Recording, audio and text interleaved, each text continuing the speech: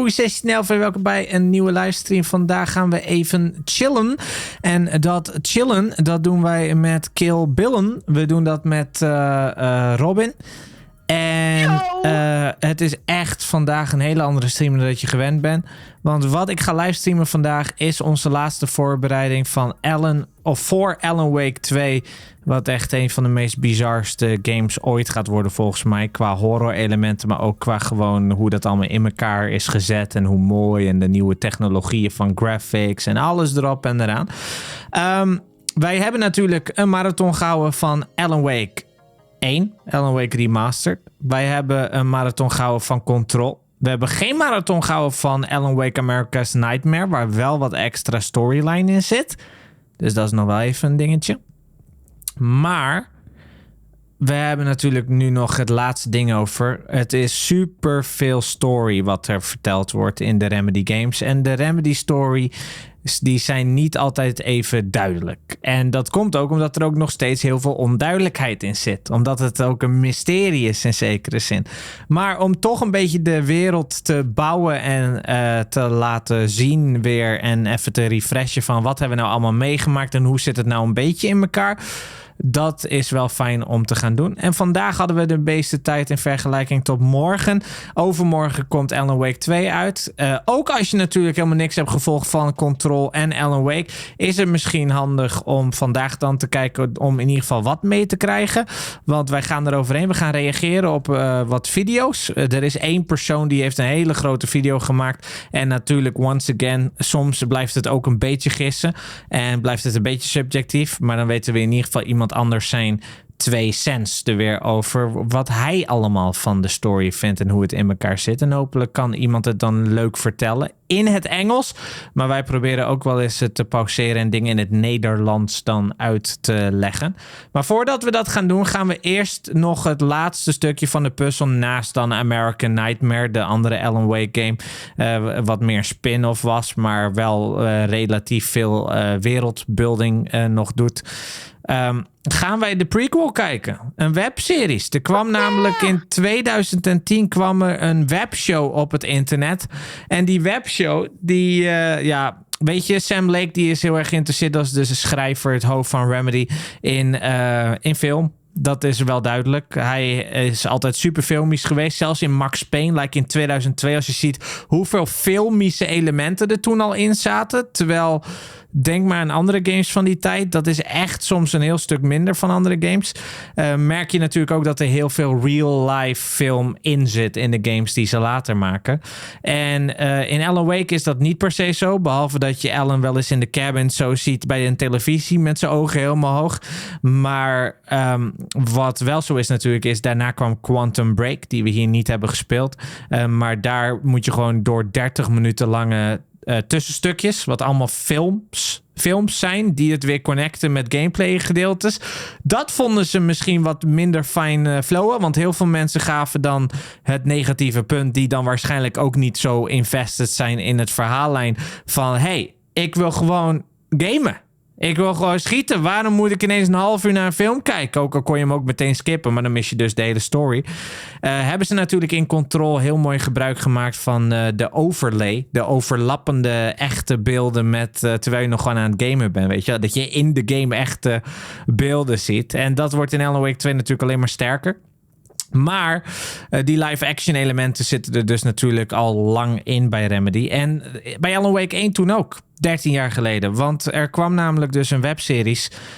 Ook door Sam Lake geschreven. Samen met nog iemand anders geproduceerd. Ook door anderen en zo. Genaamd Bright Falls. Yeah. En dat is natuurlijk de plaats waar het allemaal gebeurt. Zeker. En dat is een prequel-serie. De serie was een prequel-serie.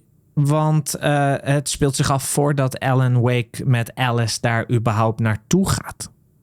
Dus het is nog niet eens gebeurd. Wanneer je zeg maar de Alan Wake begint natuurlijk. Dan kom je op de ferry en dan kom je naar Bright Falls om je leven weer op de rit te krijgen enzovoort.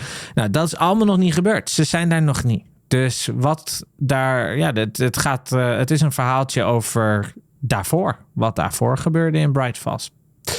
Dus ook als je Alan Wake onze shit niet hebt gezien, Dan denk ik wel dat het moeilijk volgen wordt. Vooral na deze prequel van een half uur dat we even gaan kijken. Dan denk ik dat het wel wat moeilijk gaat worden om het allemaal te volgen. Maar je bent altijd welkom om het proberen te volgen. Want als jij overmorgen Alan Wake 2 mee wil kijken, dan is het wel heel erg cool als je een beetje van het verhaal begrijpt, hoor. Want dat is echt niet normaal hoeveel meer dingen je unlockt. Misschien merkte Robin dat al met Control.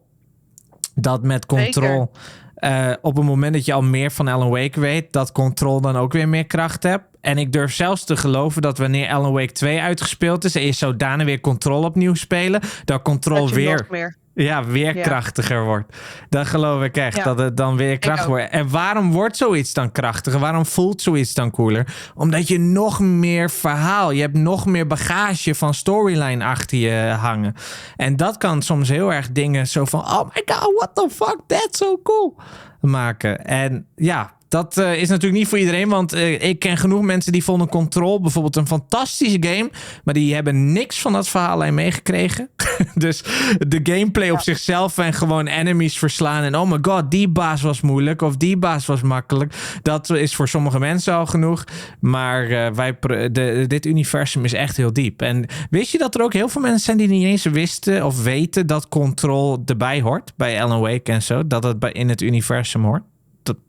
Maar het is zo obvious. Zo obvious. Dat sowieso, maar die hebben ook nooit Control gespeeld, zeg maar. Ook mensen die inderdaad wel Control hebben gespeeld en die denken, hoort dat er allemaal bij?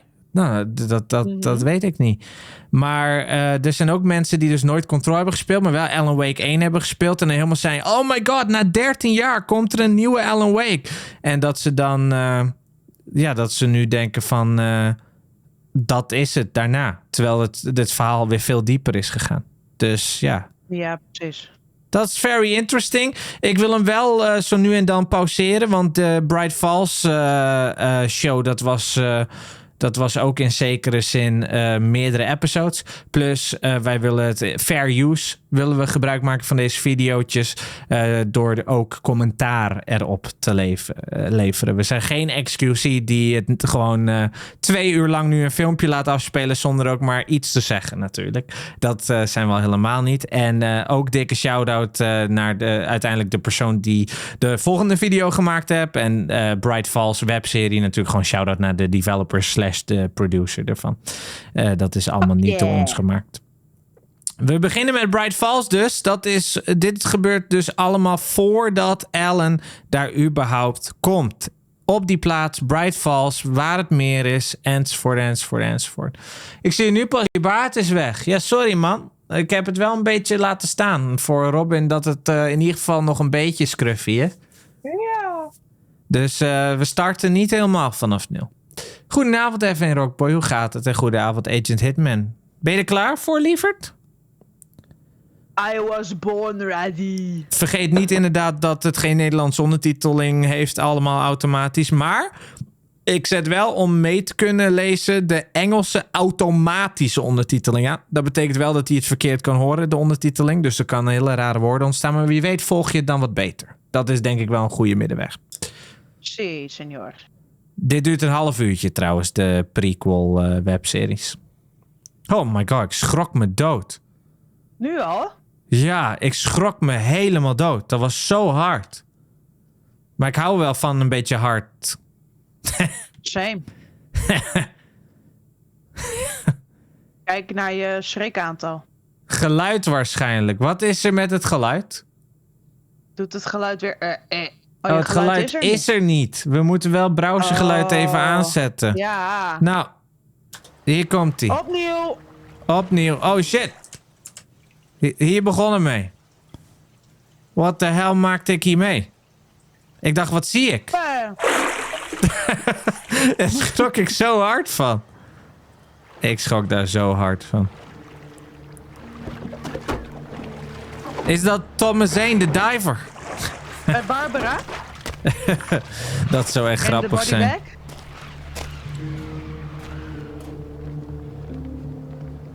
Die heeft gewoon een bodybag uit het water gehaald.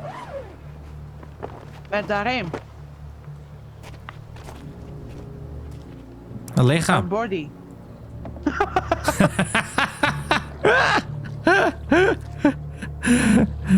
Holy shit.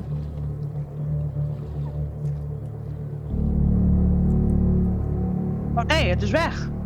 Ja. Huh? Waar is de body? Dit is hoe Bright Falls begon. Dat is natuurlijk heel erg in het bosgebied en zo.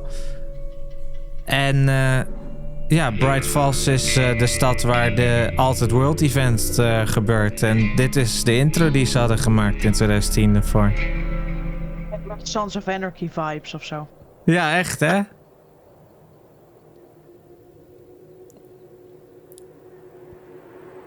Ja, daar hebben wij rondgelopen in Alan Wake 1. So Riley is Yeah. surprising us again tomorrow. There's not going to be anyone left. Oh, ik zet mijn webcam wel even iets hoger. Zo. Jake, lighten up. We need the interview. Hi, You know Riley Jake. loves the book. Like that. Oh, and make sure to get him a signed copy. Are we done? Libby called again. Hey, hold on a second, all right? I'm running out of Libby. excuses. Wait a second. Iemand loved the book. Is hij ook een writer of zo? Jake. Vast. Omdat alle creativiteit natuurlijk van mensen... Dat komt tot leven in The Dark Place. In the lake. Maar hij heeft het meteen over... Oh, she loves the book en zo. Ik denk, oh god. Is hij ook weer zo'n creatieve guy die iets kan schrijven tuurlijk. of zo? Uh-oh. Pillow. Hello, Hi. you there? I'm sorry you had to deal with that. Dit is dus Jake. Have you been home? Jake and Hal. Hell. She didn't know you were going to Bright Falls. Well, I guess she does now. Oh. Nou, dus hij gaat gewoon tegen de wil in... Als Jake? van zijn chick gaat hij naar Bright Falls. Maar dat is zo'n leuk stadje. Ja. Oh god. De diner. Nachtmerries Nee, van niet- die trekker ernaast. Oh ja. Oh god, diner. Nee, de O'Deer Diner. Ja, ook echt O'Deer Diner. Oh, wat zien we daar, joh. Emiel. Dr. Emiel Hartman. Echt? Ja. Dr. Emil Hartman gets creative with new therapeutic approach. Oh god. Ja, we zien hem daar. Hij gaat naar Emiel. Oh nee, hij Dr. Hartman was stretched. is niet meer goed gekomen met Emil Hartman, lang Nee. monster. Ja, vies wezen was dat. Oh, Gertrude. Ja, echt sad dat hij zo is geëindigd. Ja. Zijn dat de old guards? Rose. What are you, a detective or a peeping Tom? Ja, Rose. Ja, Zie je dat? Rose. Voor de mensen die Rose niet meer Rose. kennen, als je wel hebt meegekeken, dat is natuurlijk die vrouw die serveert. Die obsessed is met Alan Wake. Die helemaal, oh my god, you're Alan Wake the writer. En op een gegeven moment heeft Barbara haar lichtelijk aangeraakt. Dat klinkt heel raar, maar dat is wel Dat zo. is heel raar. Ah, de Ja. serveerster. Ja.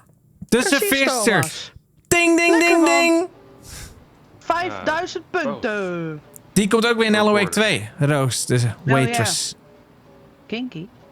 Nou, Interesting hij is een choice to reporter, play for zei hij dat? Oh, hier. Hey, Alan. Writer. Alan Wake the writer. Big fan. you. I can see that. What can I say? I like writers. Damn. Oké. Big fan of Alan Wake. Dat hadden we al established in de game, ja. Maar ja, dit is de prequel. Zij dronk Whoa, I koffie didn't met... order this. Happy birthday to you. Happy birthday to you. Happy birthday, happy birthday. Happy birthday, happy birthday. Dit is creepy. Happy birthday to you. Happy birthday. Happy birthday. Hoezo weet hij niet dat hij jarig is? Piper Road. Nou, komen daar dingetje tegen? Libby. Dat is een chick, denk Dat is ik. de vrouw. Ja, Meid. die weet niet... Oh dear. Net zoals Ellen. Ja, maar Dellen. Ellen die reed toch geen deer aan? Nee, ik dacht dat hij een deer aanreed. Oh, maar dat klinkt niet als een hert. Oh, Damn. Die houdt niet van donker. Of van licht. licht. What the heck? Ik zou zo snel mijn auto ingaan en een deur op slot doen. Ik zou gewoon naar Nederland verhuizen dan. Ja. Gewoon wegvliegen naar een andere plek. Bright Falls Deerfest. Food, music, games and fun. De 68ste. Yes. Well, that's creepy. Ja, dat was volgens mij deel 1. En zo klein waren die webseries. Weet ik niet zeker, hoor. Ja, volgens mij wel. En dan was dit weer een nieuwe, weet je wel. Dus het waren allemaal van die kleintjes. Oh, we waren wel heel klein. Ja, zeker.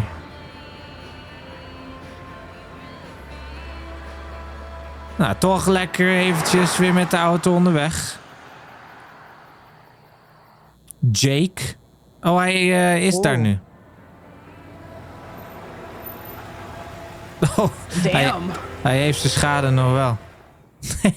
Ja, dat verdwijnt niet zomaar. Nee, ik dacht misschien de nieuwe aflevering, dan is er geen schade meer. Nieuwe aflevering, nieuwe auto. Hallo, blije koeien, hoe gaat het? Wie dit? Uh-oh. Oh, damn. You, Jake. Oh. Hallo, blije koeien. Damn, dat is wel echt dat stijltje hè, van Amerika. Ja. Ja. Dat hebben ze wel leuk gedaan. Jiggle the handle. Card machine's down, so it'll have to be cash.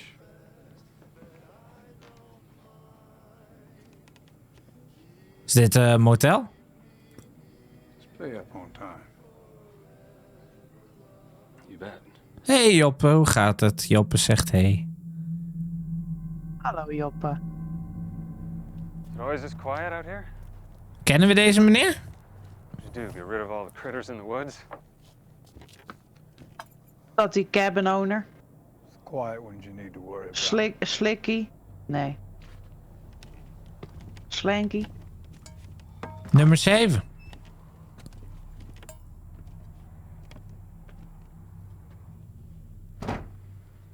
Don't turn off the light. No. Waarom ziet alles er meteen creepier uit of zo? Als je in zo'n Motel. tension ding zit.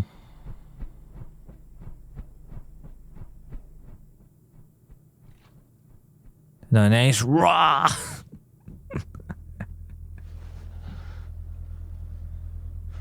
Goed hoor, met jullie, vraagt Joppe. Gaat goed? Gaat goed, Joppe. Oh god, oh. Het is alweer Uitgegaan. daglicht. This is Batman. Is dat die oude guy? Ja, denk het wel. Is de radio?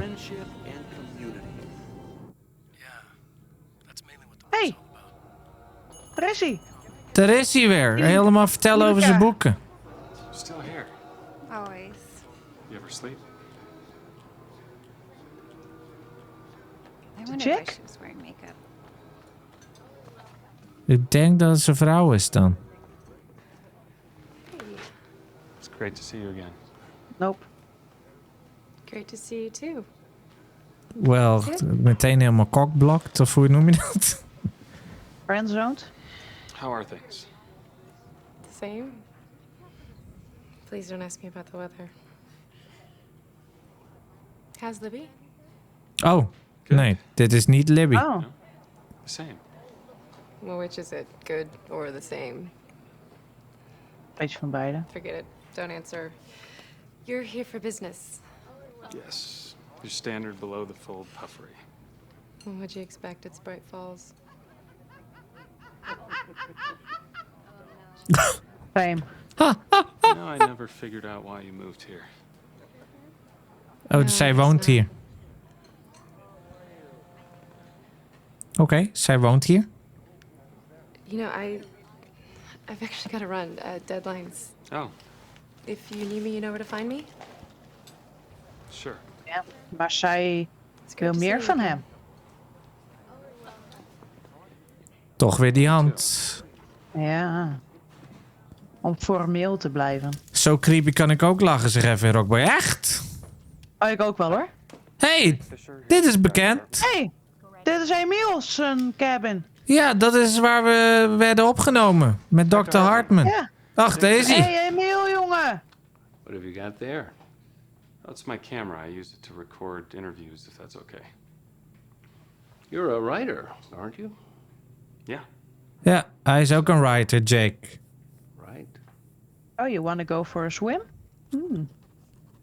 Dr. Hartman. So maybe you could start by telling me what inspired your book, The Creator's Dilemma. Oh, Ach ja, ja, hij had natuurlijk een boek gemaakt. Zagen we Ja. constant posters van. Patients who seem zekers. trapped in a reality of their own devising. Can you imagine? No. Neither could I. Until I began to think of their dilemma as a universal one.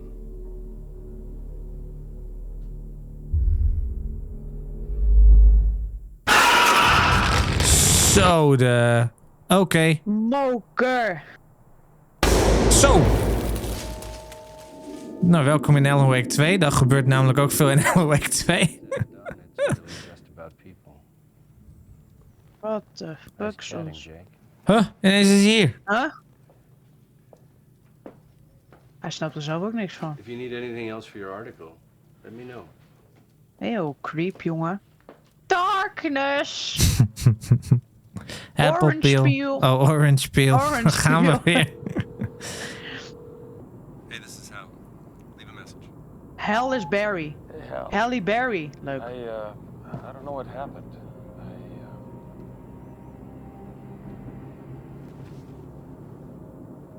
Hij heeft alles geschreven, maar hij kan zich niet heugen dat hij alles geschreven heeft. Alles over de create... Oh. Oh. Kijk voor je. Wie is dat dan? I have already arranged. Nog wat stond er. Oh, damn. Eeuw. Dat leek wel op de his. Krabbeltjes. Uh-oh, een tunnel. De vorige keer dat we een tunnel Darkness. zagen... Dat was ook weer een episode, denk ik. Op toen werd naar de hij wakker. volgende episode. In the woods.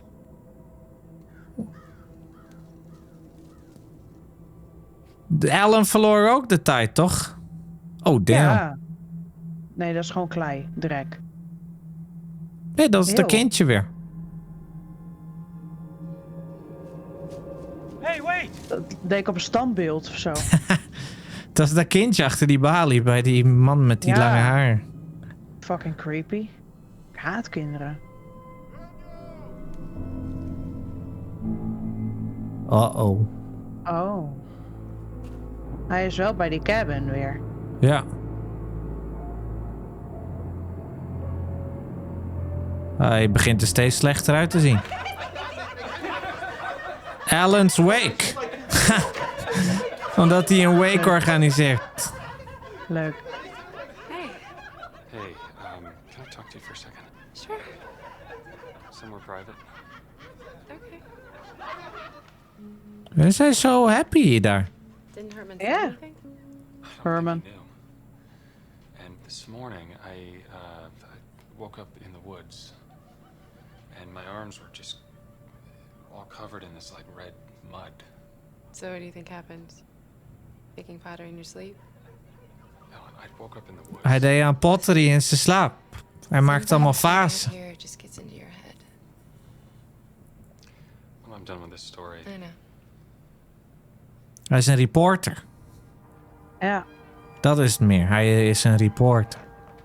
Maar dan schrijf je ook. Call me if you need anything. thanks. Toch een Oh, toch een knuffel. knuffel? Rrr. I feel some tension You know- between them. You're right. When you're done with your story, you really should go. Oh. Go back home. Clear your head. Oh. That's why I came here, Al. I think you should. Iedereen komt naar Bright Falls to clear their head. En hun head wordt Ja. alleen maar meer fucked. Ook echt zo. Ach, dat is een nummer. Howdy, DJ Steen. Oeh.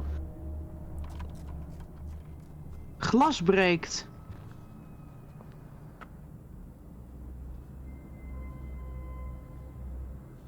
Ja, het licht.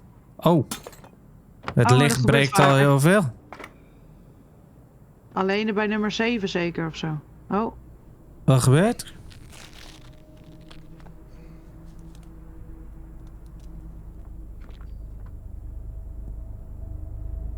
Darkness. Something in the woods. Rugpijn. Ja, same.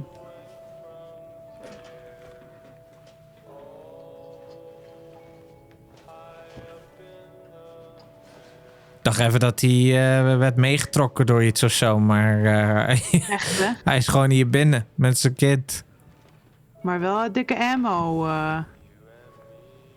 Ja, hij gaat even zijn ammo-ding vullen die hij net om heeft gedaan.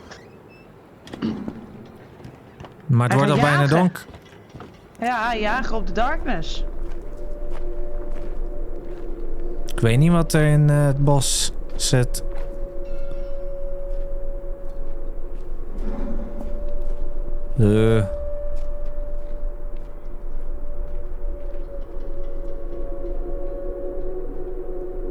Oh, dit is zo creepy. Ik kan hier al zo slecht tegen. Nou, er wordt nog wat in LA week 2 hoor, met die spanningsboog. Omdat je nu echt ook heel rustig kan lopen, weet je wel. Elke keer een stukje.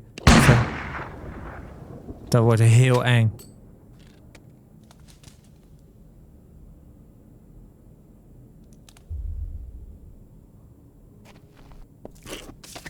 Nee! Zijn eigen shell.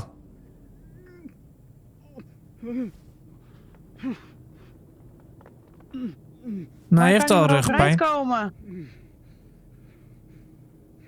Oude rugpijnmonster.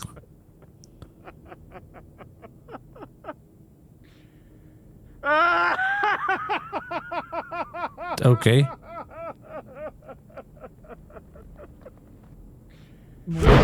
Oh, tering.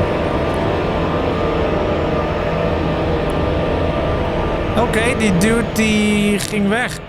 Waarom lachte die nou? Lachte die nou omdat hij wist dat het zijn einde was. Of lachte die nou van, wat doe ik nou gek? Er is helemaal niks.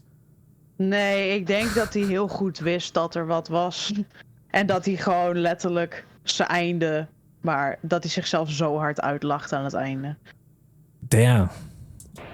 Oké. Zou ik ook doen hoor. Ik dacht dat hij misschien dacht, wat doe ik nou raar? Ik zoek overal wat achter. I'm gonna have to send out for this. How long? Maar kindje heeft nou geen papa meer. Of opa. 4, Wat wil 6 Jake? days. 6 days. Willen. Overnight? Oh ja, ik had meegekregen al een tijdje eerder dat die persoon die je daarachter ziet voor een paar Well, if I frames, can get Mary Beth to get Joe Ja, ik dat, zag hem. rounds up there dat for die the bridge. guy is die voor het eerst zegt dat hij And that's depending on the de weather, manuscript that heeft, zeg maar. Oh, die jager. Ja, die jij als Die eerst Alice ontmoet. heeft. Ja, De kidnapper? ja, de allereerste kidnapper, zeg maar. Oh. Dat hem moet voorstellen.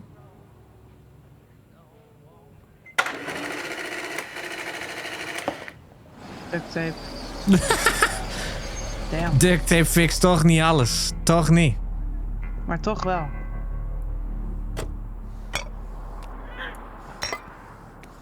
Maakt het licht stuk. Waarom maakt zij het nee. licht stuk? The Lady of the Light is boos op de light. Oh.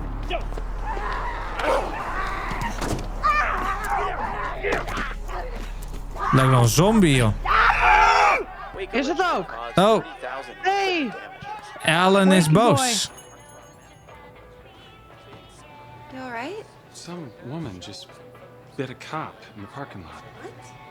Dikke zombiebijt. Huh? Nee hoor, niks aan de hand. You know, Ziet hij dat dan in zijn... Ja. Misschien omdat Ja. hij een reporter is. Dat hij wil breaking news zien. look at Jake. Ja, kan. Oh, daar toch is wel. het.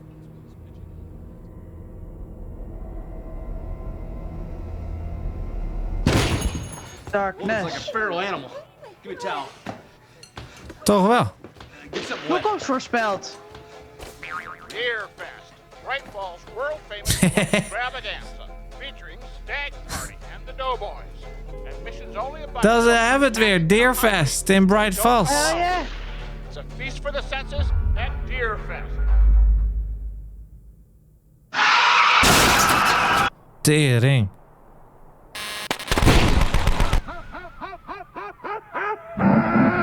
Zo. Is het ook gemaakt door Sam Lake? Ja, die heeft dit ook geschreven. Die heeft Bright Falls webseries meegeschreven. Om het canon te houden en zo dicht mogelijk. Volgens mij wel, hè? Tenminste, dat is wat ik had meegekregen. Sam Lake is echt ziek in zijn hoofd. Maar hij drinkt gewoon elke dag koffie. Op een positieve manier. Oh, de bodybag. Zat hij in de bodybag? Hij zat daarin. Oh, boyo. Hij zat in de bodybag. Het was al een voorbode. We zagen al een preview, denk ik dan. Boyo. Hij heeft gewoon gechilled in de lake. Ja, hoe dan? Oh shit. Maar Sam dan... Lake. Oh, maar dan is hij wel ondergedompeld in dat water, of niet? Of werkt dat niet zo? Ja, weet ik niet. Of je het nou drinkt of dat je het... Ja, maar ik weet niet welk water. Zeg maar puur alleen van Cauldron Lake? Of moet dit dat dan ook voorstellen? Ik denk dat dit Cauldron Lake is, hoor.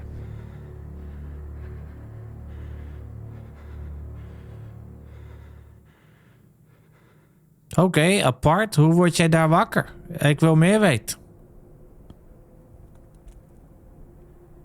I am confusion. En dan wordt hij weer wakker in het bos, hoor.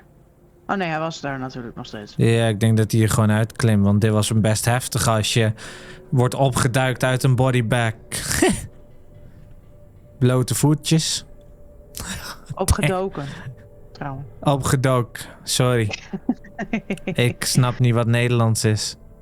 Maakt niet uit. Nou, Dan maar heftig. Fries. Het is een Kijk, daar auto. staat zijn auto. Oh, maar we zagen dat die crashte.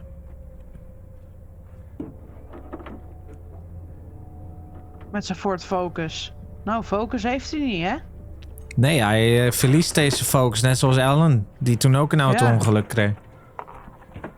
Maar hij heeft wel rubbelaarzen bij zich. Dat is handig.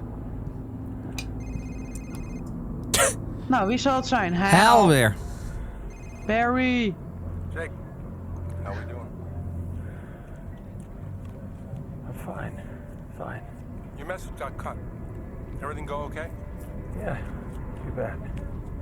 Oh, you get the book signed for Riley?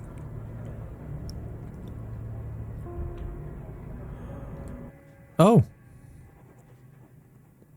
Hij liet Emil Hartman zijn eigen boek signeren. The Creator's Ja. Dilemma.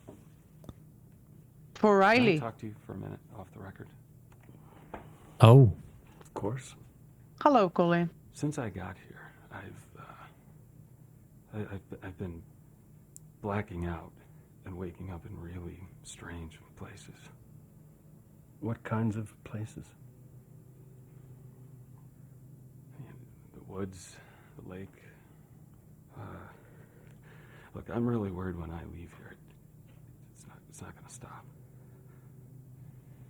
Anything else? Yeah, I think I killed Deer. a deer in my car. Dat maakt niet uit. Waarom keek hij een beetje zo van... Hehe, you killed. You killed. Hehe. Ja. It happens.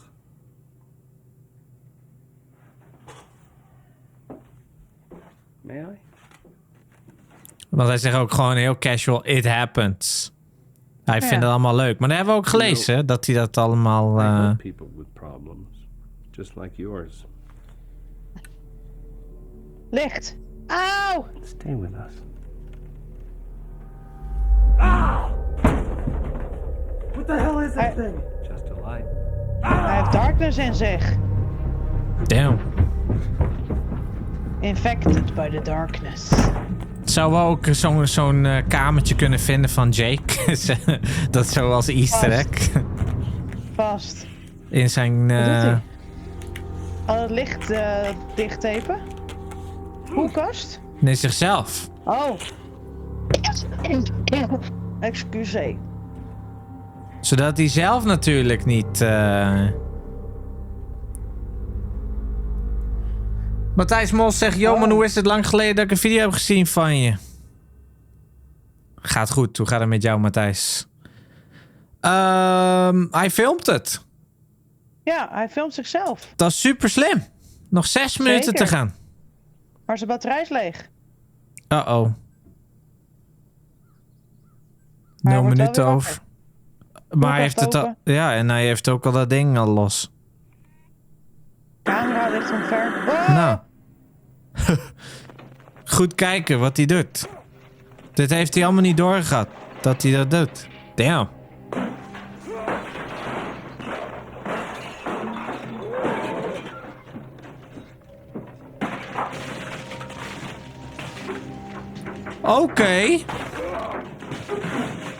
Oké.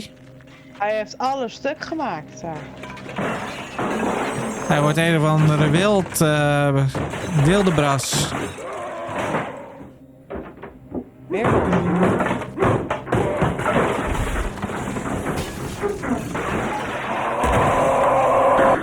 Zo. Wat? Oh, ja. Ja, dat is niet zo... ja. Oh.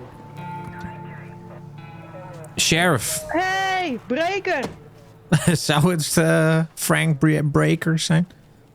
Nou, hij heeft een naamplaatje. Cornelis. Of is het een van die sheriffs die aan de bar zit in LOA Kane? Oh, die verliefd is op Roos. Ja. Can I help you? In contact with the owner of this motel? Sam? No, I haven't seen him in a couple days. Sam Lake. He's gone missing. Found his boy in the woods looking for him. Dat zoontje zit maar in het bos te zoeken. Sure. En zijn kamer ziet er niet suspicious uit.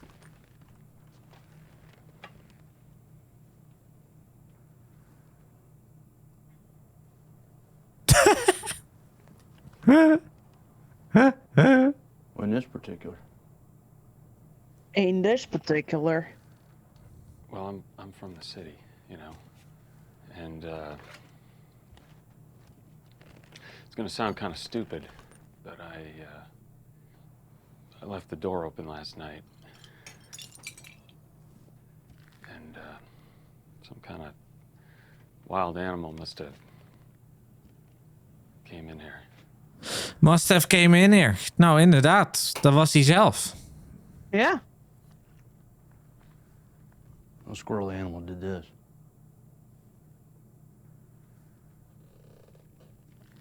Waarom eet hij het kopje? Ja, echt zo. These are the markings. What I'd say. 14-point stag. Yeah. See the pattern? Cut and buck. Cut and buck. Horn-rimmed entry points. Het is Mulligan. Ja, volgens mij kennen we die wel. You know that? Imperial. Would have fetched old Sam a hell of a prize. Yeah. It's too bad he flew the coop. Probably on some bender. He's got a bad habit. Daar heeft hij even geluk. Oh, hij heeft hoe heet dat? Pruimtebak. Oh.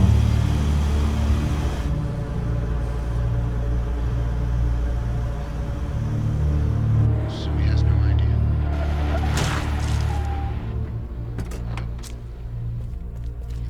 What's wrong? I need help. Come with me. You have to tell me what's happening. Just drive. Damn. Hij durft niet eens mezelf te rijden. Nee, snap ik. Where am I even headed? Get me out. That's it? You just needed a ride out of town? Oef. Why did you even come looking for me? You could have just driven yourself. No, I couldn't have. Bright Falls rijden is uit. I'm not in control.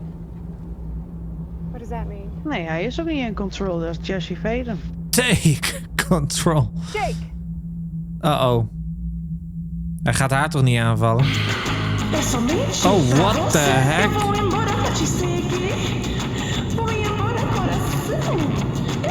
Waar is zij? Uh-oh. Hij mist weer een stukje. Op in haar schoen. En hij rijdt weer terug. Bright Falls in. Hij kan het maar niet ontsnappen, de stad. Kijk, Bright Falls. Waar heeft hij haar gelaten dan? Poepschoen? Oh. Dat is de weg. Van Emiel. Zijn poster. Ja, maar dit is hoe hij crashte. Zeg maar, dit is hoe zijn auto stond. Dus is het allemaal in een andere volgorde of zo? Nee. Nou ja, ik weet het niet. Zij haar in een bodybag gedaan. Woesh, woesh, woesh, woesh, woesh, woesh, woesh. Dikke timelapse.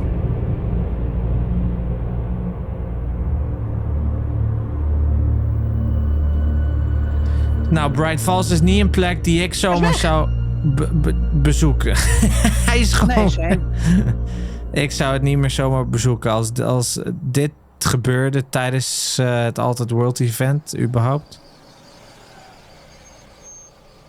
Altijd rond Deerfest. Altijd. Altijd. Every single time. Ja. Kom maar. Hey Ellen! What happened, officer? Some guy missed the turn here. Probably a deer or something. Ellen en Be Alice. careful through this next stretch of road. Ilka. Thanks. En dan gaat Ellen naar Bright Falls. Ellen zijn avontuur. En dat was de webserie. Dat was de prequel, zoals ze dat dan noemen. De voorbode voordat het spel begint. Cool. Ja, had ik nog nooit gezien, zo front to back. Dus dat vond ik wel een keer cool om eindelijk een keer te zien. En dat was dat. Dat was de prequel. Hebben we in ieder geval alles gezien behalve American Nightmare. En misschien nog wat andere easter eggs met allemaal gekke websites en zo en dat soort dingen. Maar er is iemand die ons dat mogelijk allemaal kan vertellen hoe dat in elkaar zit en waar vandaan. En die persoon... Oh, we hebben hem er al voor. Die persoon heet Hidden Machine. Dikke shout-out Hidden Machine. En die guy... Die... heeft zijn hele channel, hij heeft bijna 5000 abonnees, puur aan Alan Wake. Remedy Connected Universe. Nou, niet altijd, maar ook Quantum Break 10 maanden geleden. Allemaal Remedy zie je vooral heel veel. Nou, hij doet ook wel Silent Hill.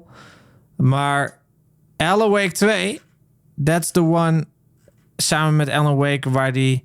Kijk, hier een jaar geleden ook al. Analyzing Alan Wake, Echoes and Twisted Mirrors, part 5. Constant ermee bezig.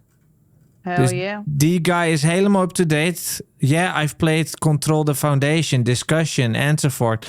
Remedy signed a deal with Tencent. No. Girlfriend explains Alan Wake part 3. Dus je ziet hoe erg... hoe noem je dat? Helemaal... Invested hij al jaren is in Alan Wake. Nou, hij heeft een filmpje gemaakt. De volledige story en de extended lore explained. Ja. En daar gaan wij dus eventjes naar kijken en zelf ook commentaar op geven of wij het nog een beetje snappen. En wie weet komen we nog wat leuke tidbits tegen. En dat is wat we gaan doen. Tidbits? Tidbits, je weet toch wat tidbits zijn? Ja, zeker. Oké. Ik heb dus net 3 uur lang de birthday stream teruggekeken. En nu ben ik hier beland en nu ben ik kapot. Ik kan echt niet meer. Nou, slaap lekker. Slaap lekker, Shishino. Slaap lekker. Ben je er klaar voor? Even kijken wat hij allemaal vertelt. Altijd. Hij heeft ook ondersteunende beelden, maar je ziet hem ook gewoon soms praten. En dan kunnen wij daarover discussiëren. Hij maakt het hele mooi hoor. Hij maakt hele mooie dingen altijd. Heb je hem al gezien? Hello, Nee, ik heb hem niet gezien. Maar ik weet wel dat hij, zeg maar... Ik kwam andere Alan Wake 2 previews tegen. En overal... Ook die interview, die heb ik aan Robin laten zien. Ik heb een interview laten zien... waar een vrouw Sam Lake interviewde. En daaronder reageerde deze guy... En dan zie je alleen maar mensen die zeggen... Oh my god, jij bent de beste, de coolste. Degene die dat allemaal het beste kan vertellen. En dat soort dingen. Dus ja. Laten we eventjes weer een volledige refresher doen... voor Alan Wake 2. En als je nooit Alan Wake hebt gezien... of Control hebt gezien... dan pak je hier misschien ook wat van mee. En dan ben je ready voor overmorgen. Alan Wake 2 wordt namelijk een masterpiece in storytelling. En je kan altijd met mij dat mee gaan volgen. Here once again to dive en met Robin. Of Cauldron Lake. Ik ben bestaan. If you're getting ready to play Alan Wake 2 and you want to get caught up on the Alan Wake story so far, this is the video for you. The basic premise is that 13 years ago, a writer went missing. And there are a lot of mysteries and unanswered questions and strange occurrences surrounding that disappearance. Ja, want ik snap dus... de basisprincipes snap ik wel. Dat er writer missing is en zo. Maar daaromheen snap ik heel veel niet. We'll be covering the entire story of Alan Wake all the way up to the events of Alan Wake 2. That means we'll be talking about the Bright Falls web series, Alan Wake, die hebben we net gezien. Alan Wake's American Nightmare, some of Die the hebben we nog niet books gespeeld. regarding Alan Wake, and parts of the game Control. However, we're not going to just be going in a straight line, recapping each piece of media. Instead, I hope to kind of pull everything that I know about Alan Wake from playing the game and reading all these books and everything, and kind of putting it all together in a form that I think is a lot more digestible than just getting each piece, spread out over the course. Dus hij gaat het niet in chronologische volgorde doen of zo? Of juist wel. Of hij doet het niet in gamevolgorde. Dus zeg maar zo van... Hij doet gewoon niet stukje voor stukje. Ja, in gamevolgorde. Dus je springt van hot naar her, zeg maar wat meer. Om het wat duidelijker te maken. Denk ik dat hij dat bedoelde. Dat zei hij. Dat het meer digestible is. Hij gaat dus niet van links naar rechts. Maar hij gaat van links, rechts, links, rechts, links, rechts, links, rechts. Maar dan wel wat duidelijk. Course of the past 13 years. I won't be discussing games like Quantum Break or Max Payne because is ook niet nodig, want die hoorden er niet bij. Those games don't share a direct continuity with Alan Wake. But if you do want a video that covers all of the Remedy games or almost all of the Remedy games and how they're all nee, hoeven we niet. You can check that one out as well, but if you're focused on playing Alan Wake 2, stick around here. It should go without saying that a video like this is going to be full of spoilers. I'm gonna cover what I think are the most Dat snappen we. Want we hebben het gelukkig zelf allemaal doorgespeeld. En American Nightmare kunnen we niet meer doorspelen. Dus als ik gespoild word met American Nightmare, vind ik het niet erg. Vind jij het erg? Nee? Nee. Crucial parts of the story. But I also think that a video like this could never be a replacement for actually playing the games. Nee, daarom gebruiken we het als verlengkabel. Het is geen vervanging voor het echt spelen van die games en het allemaal proberen te begrijpen. Maar daarom gebruiken wij het als verlengkabel.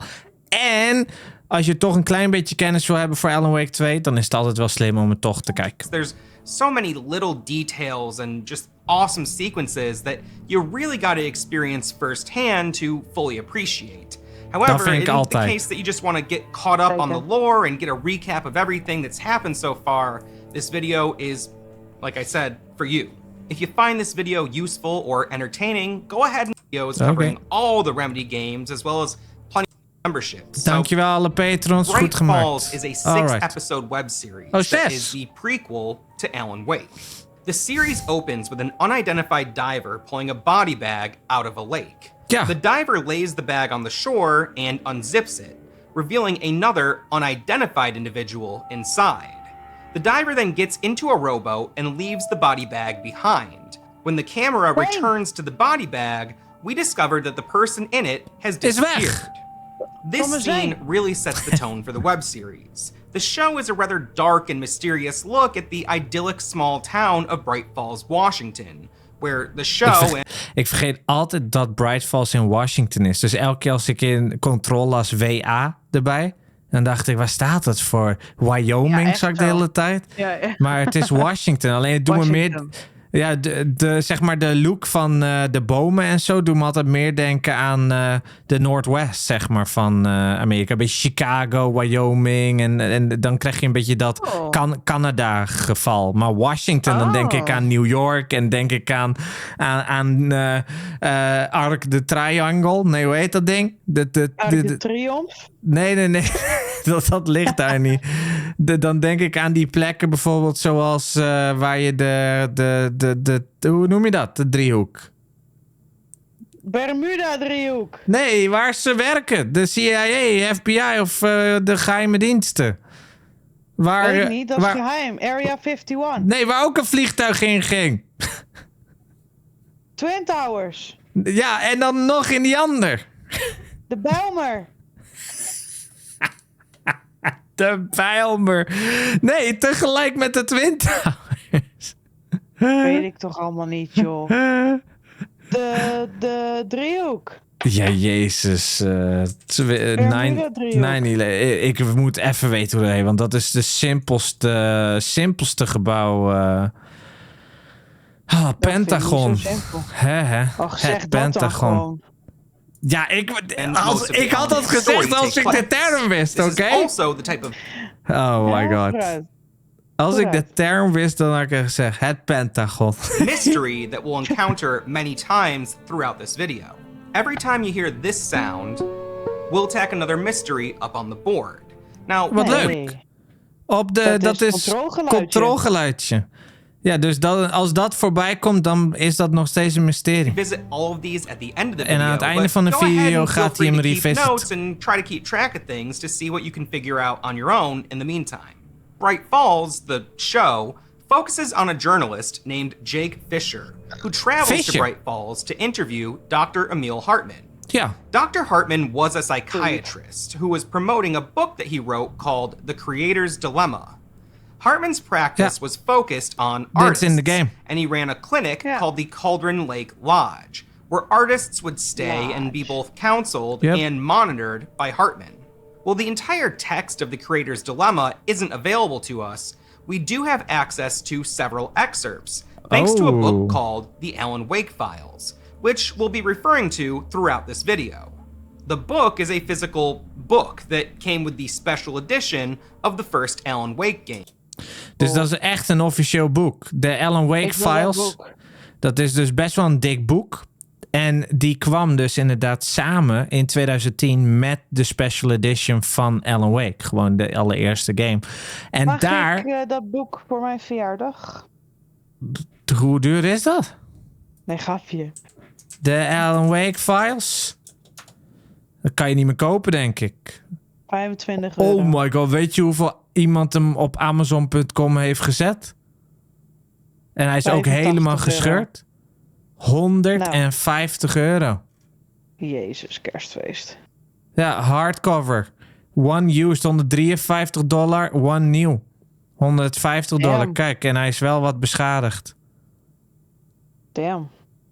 Dus dat is best wel een item die mensen willen, collecten. Precies, willen. Ik denk dat je dat niet heel snel gaat vinden. Er is wel een PDF-versie op het internet ervan. Oh ja. Dus het zijn 73 pagina's. Nou, dan print ik ze zelf wel uit. Kijk, ik zie hier bijvoorbeeld 73 pagina's. Oh, dan moet je subscriben, maar... Oh. Unlock this document. Subscribe with free trial. Ja, eBay ook hoor, is $200. Kijk, deze guy die verkoopt hem voor $200. Jezus. Gaat hem niet worden. Maar dat boek geeft dus wel wat extra informatie. Dat is wel interesting. Nice. En die gaat hij ook gebruik van maken. And it's included as a PDF with copies of the PC release of the original version of... Oh. Nou, dat zei je net. Maar... DLC. Collector's Edition extra's. Ja. Ik heb hem gewoon op mijn computer staan. Nah. 130. Kom je nu nog even achter? Ja, nou hij zegt dat. Ik wist dat toch nooit. Kijk, dat komt gewoon in je Steam directory. Dus als ik heb al... Huh? Dan zeg je tegen mij van je moet wel goed lezen en zo, hè? Joh, ik weet het toch niet. Kijk, hier is hij. Nou, verhipsels, je hebt hem gewoon. Ik heb hem gewoon. Maar wil je de hardcover versie, dan kost het nogal wat. Als je hem even naar mij toe stuurt, dan print ik hem zelf uit en dan maak ik zelf wel een cover voor het boek. Wow, joh, dat zou zo cool eruit zien, hè? Gewoon van hout of zo. Oh, kijk hier. Nightingale's Field Notes. Allemaal notes van Nightingale. Fuck Nightingale, man. Oh, nou ja, dan...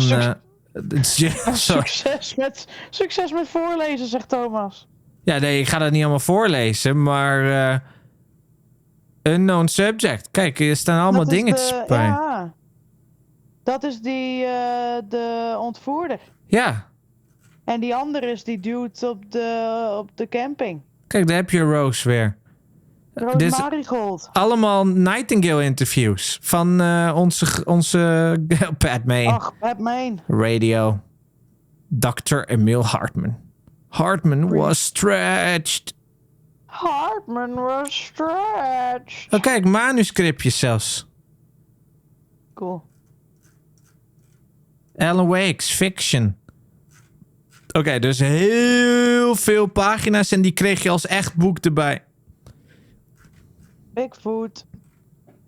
Oh, je kreeg zelfs wat illustraties, nog weer extra manuscripts. Jeetje. Nou ja, blijkbaar krijg je die erbij. Die komt gewoon in een mapje. Nou ja, wist ik niet. Dank je. However, it's not a traditional lore guide like you might find with some other games. Instead, the book is presented as if it were written by a character from the game. Oh, daarom. De Alan Wake files, dan is Clay Stewart dus een neppersoon. Die heeft dan allemaal shit compiled als karakter in dat universum. Ja. Named Clay Stewart.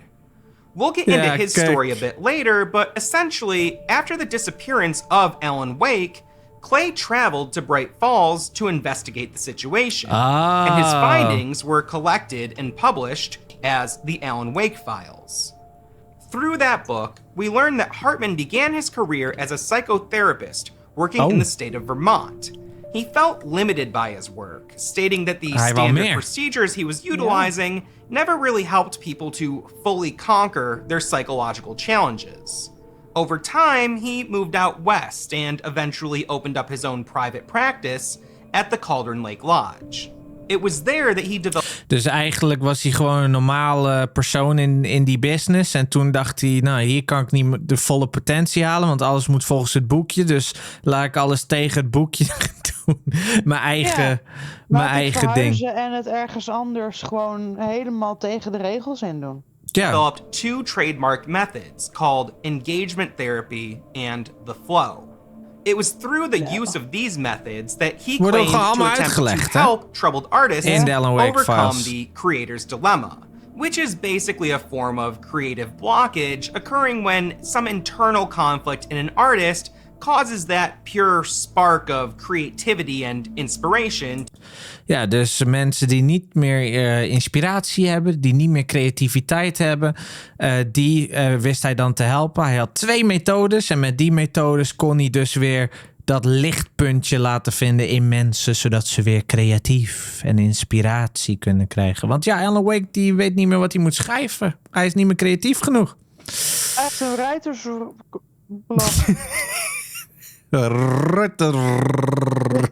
Rijtersblok. Maar ik wil... Nee, blok. To be extinguished. The book reads like a long-form advertisement for the lodge, and although it was marketed towards a mass audience as a sort of self-help guide, the book also insists that the only way one can truly benefit from the methods within is to become a guest at the lodge. Oh. When Jake Fisher drives into Bright Falls, he first stops at the Oh Dear Diner for a bite to eat. The show indicates that Jake Fisher is a troubled man. He seems to be avoiding his significant other, not even telling them about his trip to Bright Falls before leaving. Yeah. And he appears to be self-medicating to cope with the stress that he's experiencing. Xanax. Dus we kwamen erachter al meteen natuurlijk bij het begin van die show net dat ten eerste hij medicijnen gebruikt. En ten tweede, omdat hij dus zijn vrouw eigenlijk ghost, dat hij wel in de problemen zit. Hij zit wel gewoon in de dikke shit. Perhaps Jake hoped that his trip to Bright Falls would alleviate his situation. But he soon finds the town to be a bizarre, although not entirely unwelcoming, place. At the diner, Jake is greeted by a waitress named Rose Marigold, who quickly identifies herself as a big fan of writers, especially Alan Wake. Before he can even put in an order, Jake is presented with a large plate of food and a birthday cake, accompanied by the entire diner singing happy birthday to him. Jake departs for a local motel, but on the way there, he strikes a deer with his car. Jake shines a light onto the deer, and the deer cries out in pain. Well, it's easy to assume that the cries of the deer are in response to having been hit by a vehicle. It's much more likely that the deer is responding to having had the light shone on it. And we'll get into why that is a bit later. Jake's dat had ik al door. Dat de flashlight is, omdat die helemaal raar gaat doen wanneer het licht erop schijnt. Dat hij al iets van de dark presence. As he fumbles with it, the deer appears to run off into the woods. Shaken, Jake eventually arrives at the motel, where things are no less odd. He has another strange encounter, this time with the motel's owner. Before he knows it, a new day has begun, and it's time to meet Dr. Emil Hart. Thomas had het nog niet in de gaten dat dan de flashlight erop schijnt. Nee. Nou ja, daarom is het mooi dat we nu de recap doen. Nou, dat wou jij volgens mij ook zeggen. Nou, dat wou ik precies zo zeggen. Verdiksels de biksels. Nieuwe dag. During the interview with Hartman, Jake becomes distracted by a photo on the wall. We then see a series of strange images, and when we return to Jake, we can see that the interview is over. Jake has little to no memory of what happened, but he has a notepad full of increasingly bizarre zoveel dingen geschreven. Over the next several episodes, Jake continues to have bouts of memory loss, resulting in extended periods of lost time. He wakes up in strange places, Hij verliest and alleen maar de there's evidence tijd. to suggest that he had become violent toward others. Jake had a friend in Bright Falls named Ellen, a woman from his past who had moved to Bright Falls a number of years prior. Hebben wij haar naam gehoord in de serie? Ja, 1 keer. 1 keer? Oh. Die woont dus al in Bright Falls een paar jaar geleden en die heet Ellen. Having become increasingly panicked and feeling as if he had lost control of his mind and body, Jake attempted to enlist the help of Ellen to drive him out of Bright Falls. But another sudden gap of lost time suggests that he may have killed her. En dan ineens kijkt hij weer naar voren en dan... Jake realizes that he's driving right back into Bright Falls. Het is net alsof hij vindt dat hij weer Bright Falls ziet, dat hij dat erger vindt dan zeg maar... Maar ja, hij weet natuurlijk niet wat er met haar is gebeurd. Maar... hits his head on the steering wheel and hours pass before Jake disappears from the car. This is the last time that we'll see Jake Fisher, but we'll discuss his affliction in more depth a bit later. As the series ends... Wat zei jij? Zit hij in de dark place, Jakey? Ik heb geen idee waar Jake is. Maar in ieder geval hier zit hij gewoon nog in Bright Falls. Maar wordt hij een beetje aangetast door de darkness. We see Alan Wake maar and hij his was wife... verdwenen uit die auto. Ja, op een gegeven moment verdween hij daar. Maar je moet echt het meer inspringen om in dat andere dimensie te gaan. Om de threshold. Alice... Of er zijn meerdere thresholds natuurlijk. Misschien heeft hij dat wel gedaan. Driving into Bright Falls on that same road.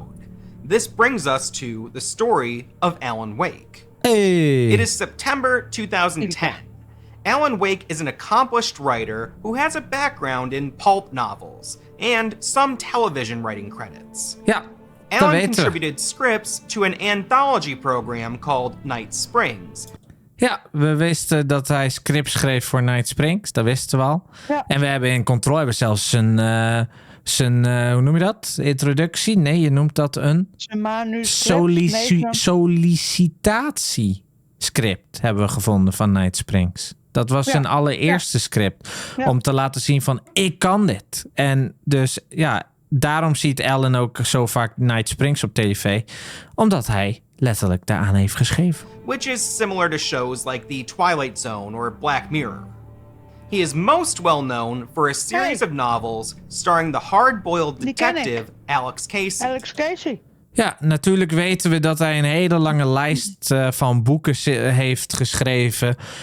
Die met een hard-boiled detective Alex Casey. Dat is de karakter waar hij over schrijft natuurlijk.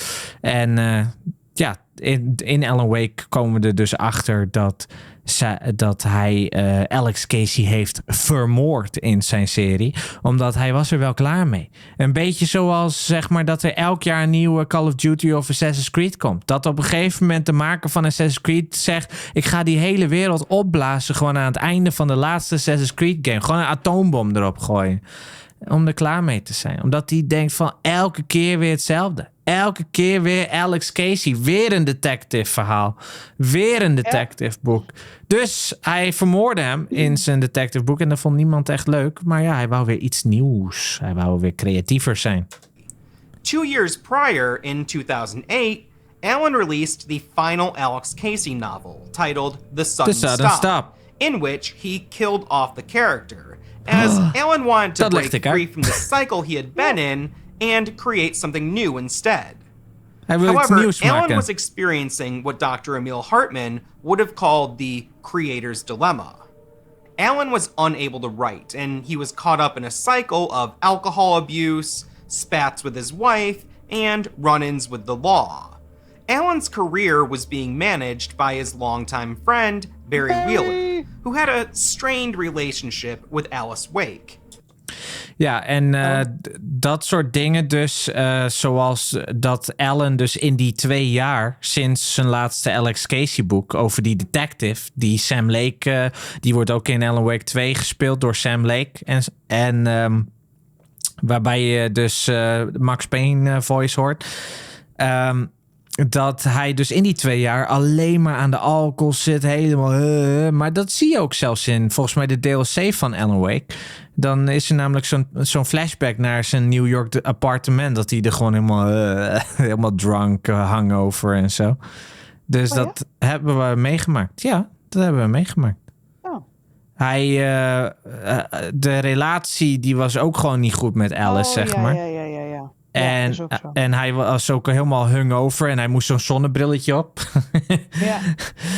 En je leest dus in de Alan Wake files ook dat hij dus daar heel erg last van had. Want ten eerste is hij niet creatief meer. Hij kan geen nieuw verhaal bedenken. Ten tweede dus alleen maar dronken. En hij heeft ruzie met zijn vrouw. En dan kiezen ze er dus voor om naar Bright Falls te gaan. Om het even weer te refreshen, te replenishen. Dat gaat ons goed doen. Dat gaat je creativiteit goed doen. Maar toen bleek het dat Alice daar gewoon met hem naartoe ging om Alan naar Emil toe te sturen. Ja, in plaats van, oh dat is lekker op vakantie, dacht Alice, dat is slim. Wij gaan hem naar Emil Hartman sturen, want ik denk dat Emil Hartman precies is wat mijn man nodig heeft. Precies. Slechte keuze, Alice, slechte keuze. Hartman was stretched. Textmechanica, dankjewel voor de resub. 13 maanden. I appreciate you. I appreciate you.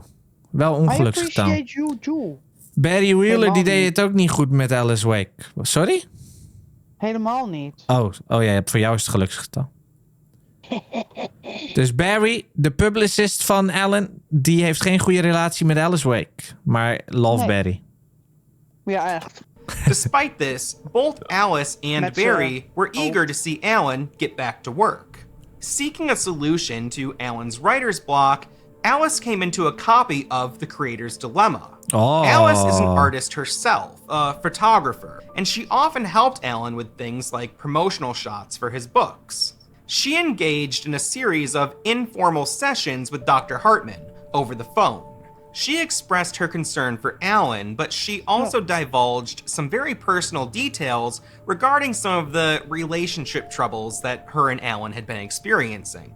After an invitation from Dr. Hartman, Alice decided to arrange a trip for the couple to Bright Falls, hoping that meeting with Dr. Hartman could help Alan overcome his troubles. However, she did all of this without Alan's knowledge, choosing to disguise the trip as a peaceful getaway rather than an intervention. The couple was slated to rent a cabin in Bright Falls from a local mechanic named Carl Stuckey. However, it wouldn't be long before the same mysterious force that was afflicting Jake Fisher would interrupt their plan. Ja, Carl Stuckey is de guy waarbij ze de lodge van wilden renten. Dus daar wil ze de sleutel van. Maar dat gaat net even anders. Dat weet je, we gingen de O'Dear Diner in natuurlijk. En dan aan het einde dachten we, oh, Carl Stuckey, die is ergens in de back. En hij was niet in de back. We kwamen iemand anders tegen daarachter die de sleutels gaf. Mijn fave. The Alan Wake Files offers us a glimpse into the strange history of Bright Falls. Rumors and recorded claims of paranormal activity in the area go as far back as the 1850s. Wow, before Washington 1850. even became... Paranormal rumors sinds at least de 1850s. Dus dat gaat nog veel verder terug. Dat daar allemaal gek gaat en zo. Dat is wel heftig. A state. There have been reports of Bigfoot sightings, strange lights in the sky, and a variety of people, animals, and objects that appeared to be cloaked in shadows, as if they had a sort of cloud of darkness surrounding them. Out of all these strange happenings, one of the most important to our story occurred in 1970. It was around this time that Dr. Emil Hartman was living in Bright Falls and working as a writing assistant for a poet named Thomas Zane. Dat is het mysterie. Dat weten we nog steeds niet. Wie is Thomas Zane? En ja, een poet. Iemand die allemaal mooie gedichtjes maakt, genaamd Thomas Zane. Die was er in 1970. Ja.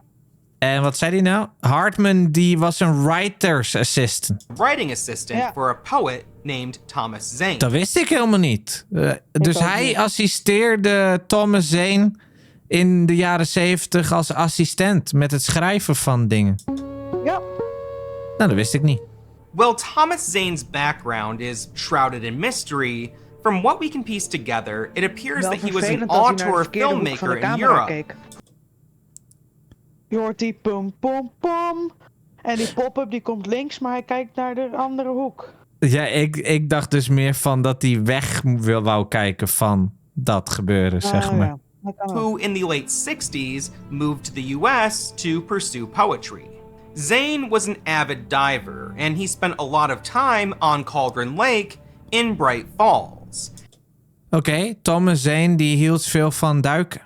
Maar dat was toch een karakter van een van zijn films, de duikpak meneer. In the center of that lake was a small island called Diver's Isle. And that island was home to a cabin called the Bird Leg Cabin. And the name came from the fact that the island had the shape of a bird's foot. Net zoals de voet van Italië. Op de map. Of de laars. Laars noemen ze dat. Of de hondenkop van Noord-Holland. Heeft Noord-Holland een hondenkop? Dat is een hondenkop gewoon hoor. Nederland kaart. Ja, de hondenkop van Noord-Holland noemen ze dat altijd. In de hondenkop. Kijk. Ik heb er nooit van gehoord. Echt niet? Nou, ik kom uit Den Helder, dus... Kijk. Ja, en ik kom uit Hoorn. Oor. Dit is de hondenkop. Ik zie je muis niet, maar... Oh, nou ja. In ieder geval Enkhuizen, Hoorn, dan het snuitje. En dan Den Helder een oor. En dan bij de Afsluitdijk een oor. De hondenkop. Oh. Oké. Oh, nou ja, ik dacht dat het heel erg algemeen bekend was. Het gaat altijd over de hondenkop van Noord-Holland. Als ik niks kan vinden op Google... Dan... Ga jij maar heel even googlen. Ik moet even snel wat uit mijn slaapkamer pakken. Is goed. Ja, ik kan het wel vinden op Google, gelukkig. Ik dacht even dat het helemaal... Dan... Ik kan niks vinden op Google, hoor. Oké. Grapje, Nooit geweten, maar ik zag het gelijk, zegt Tex. Tex zag het wel gelijk. Ja, nou, ik dacht altijd dat het hoofd... Dat Friesland, dat een hoofd was. Huh? Ja, dat is wat ik dacht, hè? Echt? Ja. Dat het een hoofd was? Ja. Nou, dan ga ik even kijken naar Friesland. Dat is het oranje. Ja, want weet je hoe ik altijd zag? Nou. Ik zag altijd Friesland als hoofd. En dan Noord-Holland als een hand. En dan de... Ja, weet ik ook allemaal niet meer, hoor. Lang geleden. Ja, ik probeer... Nee. Ik denk dat ik de reden wel weet waarom ik dat zag. Waarom? Waarin? Waar zie je het hoofd in? Ik wil het zien. Ik wil een beetje de vorm zien. Ik kan het niet uitleggen. Groningen is Donald Trump's hairdo. Ja, ook echt. Ja. Het zou kunnen, ja. Nee, zo zeg maar zo'n zijaanzicht. Een zijaanzicht van een hoofd. Iemand... Laat maar. Ik was gewoon high toen ik dat zag, oké? Alright, kunnen we door? Ja, van mij hoefde je nooit te stoppen. Jawel, je was even weg. Ik ben alweer jaren terug. Oh. Thomas Zane stayed in this cabin. Hallo, Tommy and Place. he drew... Hallo, Thomas. We hebben het over je. Tommy Place. Ja, maar dat is Thomas. Great inspiration from his time there. Oh, er mag maar 1 Thomas bestaan? Ja, anders, ik heb ook nog Thomas Zane. En dan weet ik niet meer op welke Thomas ik moet focussen, hoor. Thomas en Thomas. Ja, precies. En Thomas. Thomasie. Regularly explore the... Oké, weet je wat hij allemaal zei? Want we moeten even terugspoelen. of a bird's foot. Thomas Zane stayed in this cabin, and he drew great inspiration from his time there. He would regularly explore the depths of Cauldron Lake, often accompanied by his girlfriend, Barbara Jagger. It was samen met Barbara. Dus hij ging gewoon samen met Barbara gewoon duiken. Ja. Samen. That Thomas Zane began to learn that the waters of Cauldron Lake hold many mysteries, and those mysteries became a thing of great interest to the poet and his assistant. You see, Cauldron Lake is what's known as a place of power, and in the Remedy universe, places of power are places that are imbued with supernatural energy. In the case of Cauldron Lake, that energy has the power to turn dreams and art into reality. Ja, en dat is wat Cauldron Lake uiteindelijk gewoon is. Het is een place of power waar dus dingen kunnen gebeuren. Paranaturale elementen kunnen gebeuren. En het place of power element van de lake is dus dat inderdaad de creativiteit en de artistiekheid van mensen, dat kan realiteit gaan worden. Maar niet op een heel erg goede manier altijd. Klopt. Through his poetry, Thomas Zane and Emil Hartman experimented with the powers of the lake. Ja, dus Emil Hartman en Thomas Zane hebben gewoon samengewerkt. Ja, man. Kom ik nu achter. Wist jij dat? Ja. Nee, denk het niet. Nee, dat had ik niet echt... Discovering that Zane's writing could bend or alter reality. But they also discovered that there was something else in those waters. Something much more strange and alien than anything else in Bright Falls. Het was niet alleen maar happy. Earlier, I mentioned that there was record of reports of people, animals, and objects appearing to be cloaked or enveloped in shadow. These shadowy entities are affected by something called the Dark Presence, which is an alien force that resides in another dimension called the Dark Place. Yep. The Dark Presence. Heel simpel, de Dark Presence is dus de term voor wanneer een object of een mens of een vorm zo'n hele donkere goedje, schaduwen over zich heen heeft en zo. Wat je er eerst af moet branden, dat noem je Dark Presence. En dat komt natuurlijk vanuit de Dark Place. Een andere dimensie is dat helemaal. En de Dark Place, die dimensie, de portaal van die dimensie zit in dat meer. Is an entity that doesn't operate on human logic, and its origins and motivations and even physical appearance are still unknown to most people. Beneath the waters... Ja, we weten dus niet helemaal wat het doet. Klopt. Want als zeg maar iemand zo'n zwarte presence over zich heen hebt, dat is ook eigenlijk een organisme op zichzelf. Eigenlijk wel, ja. Zoals de his. His. Ja. Ja.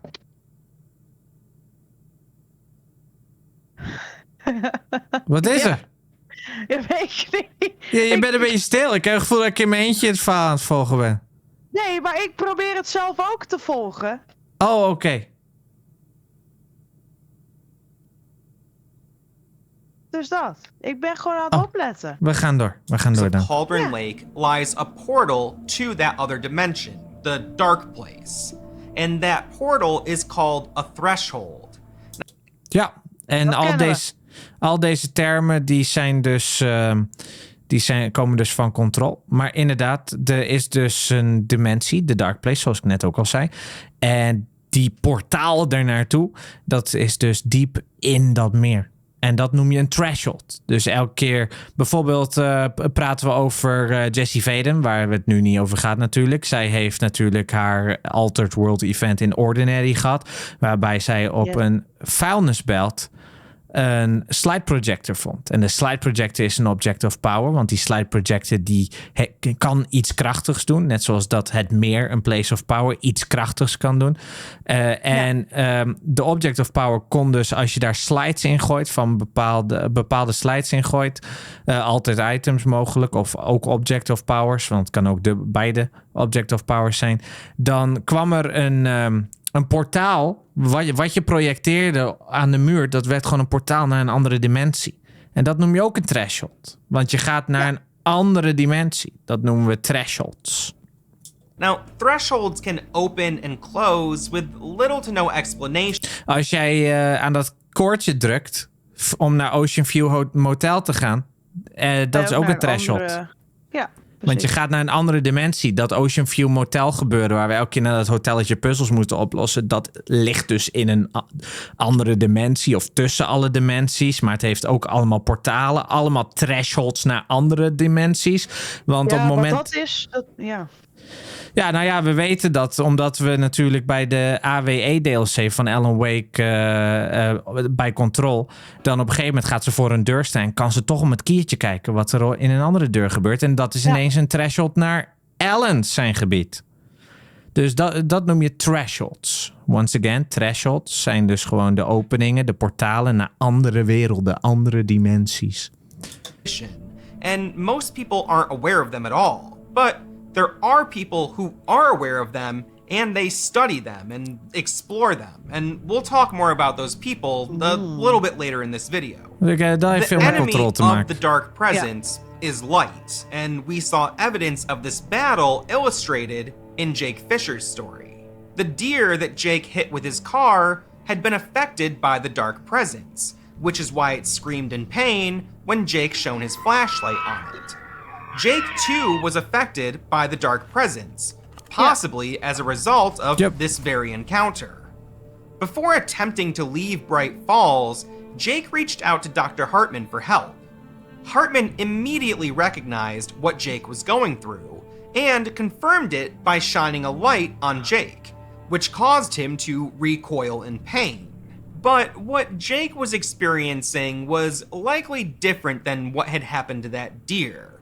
Jake had only been touched by the dark presence and wasn't fully taken over by it. When someone is taken by the dark presence, that's when they become covered in shadow. Zane... Ja, dus op het moment dat je alleen maar getouched wordt, dan kunnen er wel gekke dingen met je gebeuren. Maar op het moment dat je helemaal taken over bent, als een soort puppet, dan komt al dat shadowy gebeuren om mensen heen. Ja. En zo zag je inderdaad weer die deer. Het is een makkelijk concept natuurlijk. We hebben darkness. Wat kan je er tegen doen? Licht. dat is een heel simpel concept. En Hartman did have some knowledge of the dark. Ik moet wel zeggen, hij vertelt het, ook al vinden misschien sommige Nederlanders Engels moeilijk, vertelt hij het wel heel nice, vind ik. Hij probeert het zo simpel mogelijk te vertellen, zeg maar. I like his flow. Presence, but they didn't really fully comprehend it at the time and didn't really know its ways. On July 10th, 1970, Thomas Zane's girlfriend, Barbara Jagger... Wat cool dat je dat ook hebt. Barbara Jagger, A Beacon of Light, 1945, 1970. Dat staat dus ook in de Alan Wake files. Gewoon zo'n krantenknipsel hoe zij overleed. Found in the waters of Cauldron Lake. She was 25 years old. Damn. Distraught, Zane was convinced by Hartman to use the power of the lake to bring her back to life. Zane wrote a poem that aimed to conjure her return, and he was overjoyed to discover that it worked. However... Ja, Thomas Zane die dacht, nee, zij moet niet overlijden. Omdat ze verdronk in dat meer. Ze verdronk in dat meer. Dus maakt hij gebruik van wat ze al aan het onderzoeken waren. Dat dingen tot realiteit kunnen komen qua artistiekheid. Dus had hij een gedichtje geschreven om haar terug te krijgen. En dat werkte. Maar... He soon came to realize that the resurrected Barbara Jagger was actually the dark presence wearing the skin of Barbara Jagger. Dus het was niet Barbara die helemaal zelf terugkwam. Maar het was wel Barbara qua vorm. Nee, Barbara alleen, haar skin. Het was eigenlijk de dark presence. Oftewel dat gebeuren, de entity die dan mensen kan overtaken, zeg maar. Die kwamen terug als Barbara. Dus ja, dan is er niks van Barbara over natuurlijk. Zane tied her to a chair and cut her heart out, but she wouldn't die. Nope. Ja, Thomas Zane dacht de enige manier om dit te stoppen en zo is gewoon het hart eruit te rippen uit Barbara, je liefje. Maar ja, ze ging nog steeds niet dood. De dark presence Barbara. Ze toch al niet meer. Ze had haar hart Realizing niet that nodig. he had unleashed the dark presence into reality, he believed that he had only one option to undo his mistake. Ja, want hij dacht ook nog eens, oh fuck, nu heb ik de dark presence naar de realiteit gebracht. Ja. He decided to write himself and all of his work out of reality and to drown himself and the resurrected Barbara in Cauldron Lake. So he put on his diving suit, he held the body of Barbara Jagger close, and he jumped into the water for one last dive. Ja, hij schreef zichzelf er helemaal out of existence, alsof hij niet meer bestond. Hij dacht, hoe kan ik dit fixen? Ik heb toch een foutje gemaakt. Hoe kan ik dit repareren? En toen dacht Thomas Zane, de poet in 1970, van dan ga ik gewoon helemaal verdwijnen. Ik schrijf ook dat ik niet meer besta. En ik neem haar mee in de lake waar het allemaal belongt. Gewoon weer terug, het duveltje weer terug in het doosje. As they passed through the threshold at the bottom of the lake, they entered the dark place. The dark place is a universe all its own, and it's actually bigger than our universe. As Barbara Jagger, or what was left of Barbara Jagger, and Thomas Zane dove down into the dark place, they were greeted by entities. Both light and dark presences came to see them. And just as a dark presence had taken over the body of Barbara Jagger, now a light presence or a bright presence was coming to Thomas Zane to take over his body. Ja, want hij is het licht wat je kan volgen in de realiteit. Ja, dat klopt. Maar dat is hij dus ook al niet meer. Nee, dat zou je wel zeggen. Now, before he entered the dark place, Thomas Zane wrote a poem. And the intention of that poem was to erase himself and all of his writing from reality, thus undoing what he did when he brought back the evil version of Barbara Jagger. But he also wrote a second poem. The bodies of the two lovers, now both taken over by their respective presences, moved upward to continue their eternal battle. And while this was happening, the essences of Barbara Jagger and Thomas Zane continued to descend deeper into the dark place. As this was happening, the essence of Thomas Zane recited that second poem. And this poem was giving birth to a new baby universe that was being born inside of the dark place. Dus eigenlijk zakten ze dieper en dieper en dieper en dieper in de dark place. Want je kan alsnog multilayer dieper en dieper zakken in die dimensie, zeg maar. Maar Thomas Zane had dus nog een tweede versje. En hij wou eigenlijk geen loose ends. Maar volgens mij is dat de loose end poet, zeg maar. De poetry ding. Om toch een mogelijke ontsnapping te kunnen krijgen. So you had a universe inside of a universe. And that universe was intended to be a sort of safe haven for the essences or souls of Zane and Jagger to live happily ever after. And as far as we know, dit is allemaal they're nieuw still voor there ons. today. Cauldron Lake is a caldera. A caldera is formed by a volcanic eruption. And there's a underwater volcano beneath Cauldron Lake. When Thomas Zane banished himself and the dark version of Barbara Jagger into the lake, it caused that volcano to erupt. And it swallowed the island and the cabin whole, leaving them intact, but bringing them down into the dark place. Oh, dus de cabin is niet kapot, maar is gewoon gezakt in die dimensie, zeg maar. Ja. As I said before, the bodies of Barbara Jagger and Thomas Zane, now taken over by the dark and bright presences, continued their battle. These entities would also reach into reality from time to time, and there are people who have claimed to have spoken to or seen Thomas Zane. Coming to them in dreams or through radio and television signals, appearing to be wearing his diving suit. Dat sommige mensen in de echte wereld, die krijgen ineens toch weer Thomas Zane hints en pieces. En sommigen denken, ik heb met hem gepraat. En people in Bright Falls also claimed to see Barbara Jagger, and those claims led to a sort of urban legend known as the Scratching Hag, which is a witch with a penchant for darkness who also likes to eat children.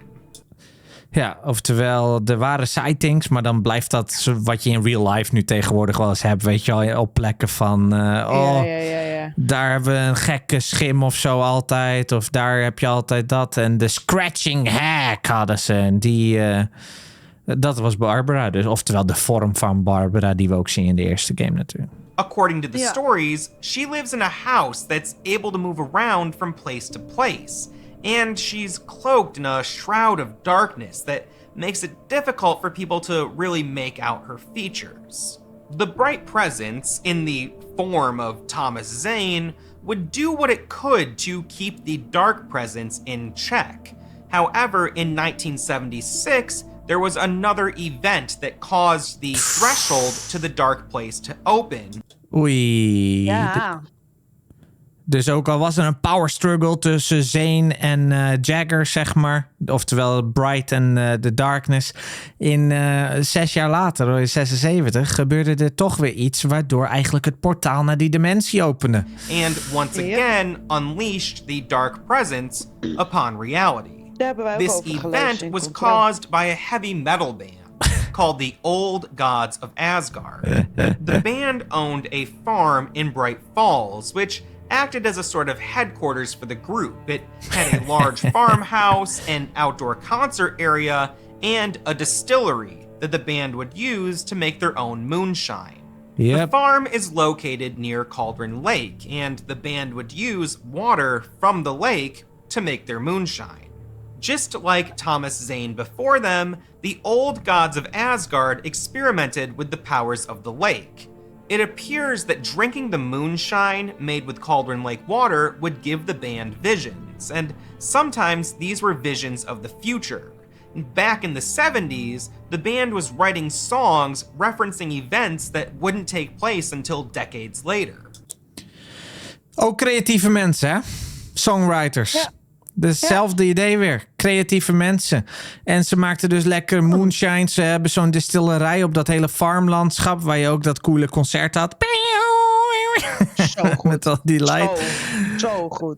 Alleen in die 70s dus maakten ze... je hebt ook water nodig. En dat water kwam dus van dat meer waar de Dark Presence zo überhaupt al zat. Dus, en op een gegeven moment na al dat drinken van al dat moonshine en rock'n'roll, dachten ze, kregen ze ineens allemaal hallucinaties en allemaal van dat soort dingen.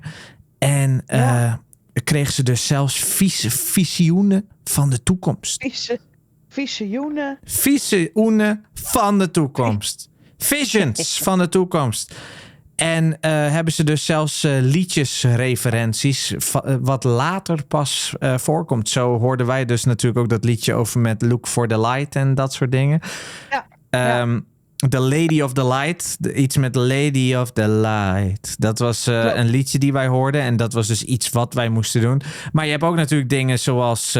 wat dan nu dan heel leuk is. Als extra lore erbij.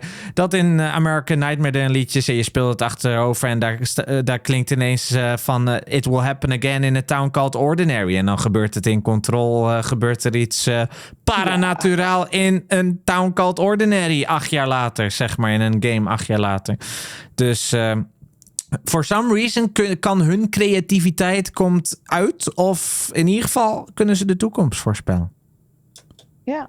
On top of that, the songs written and performed by the band on that farm were prone to altering reality.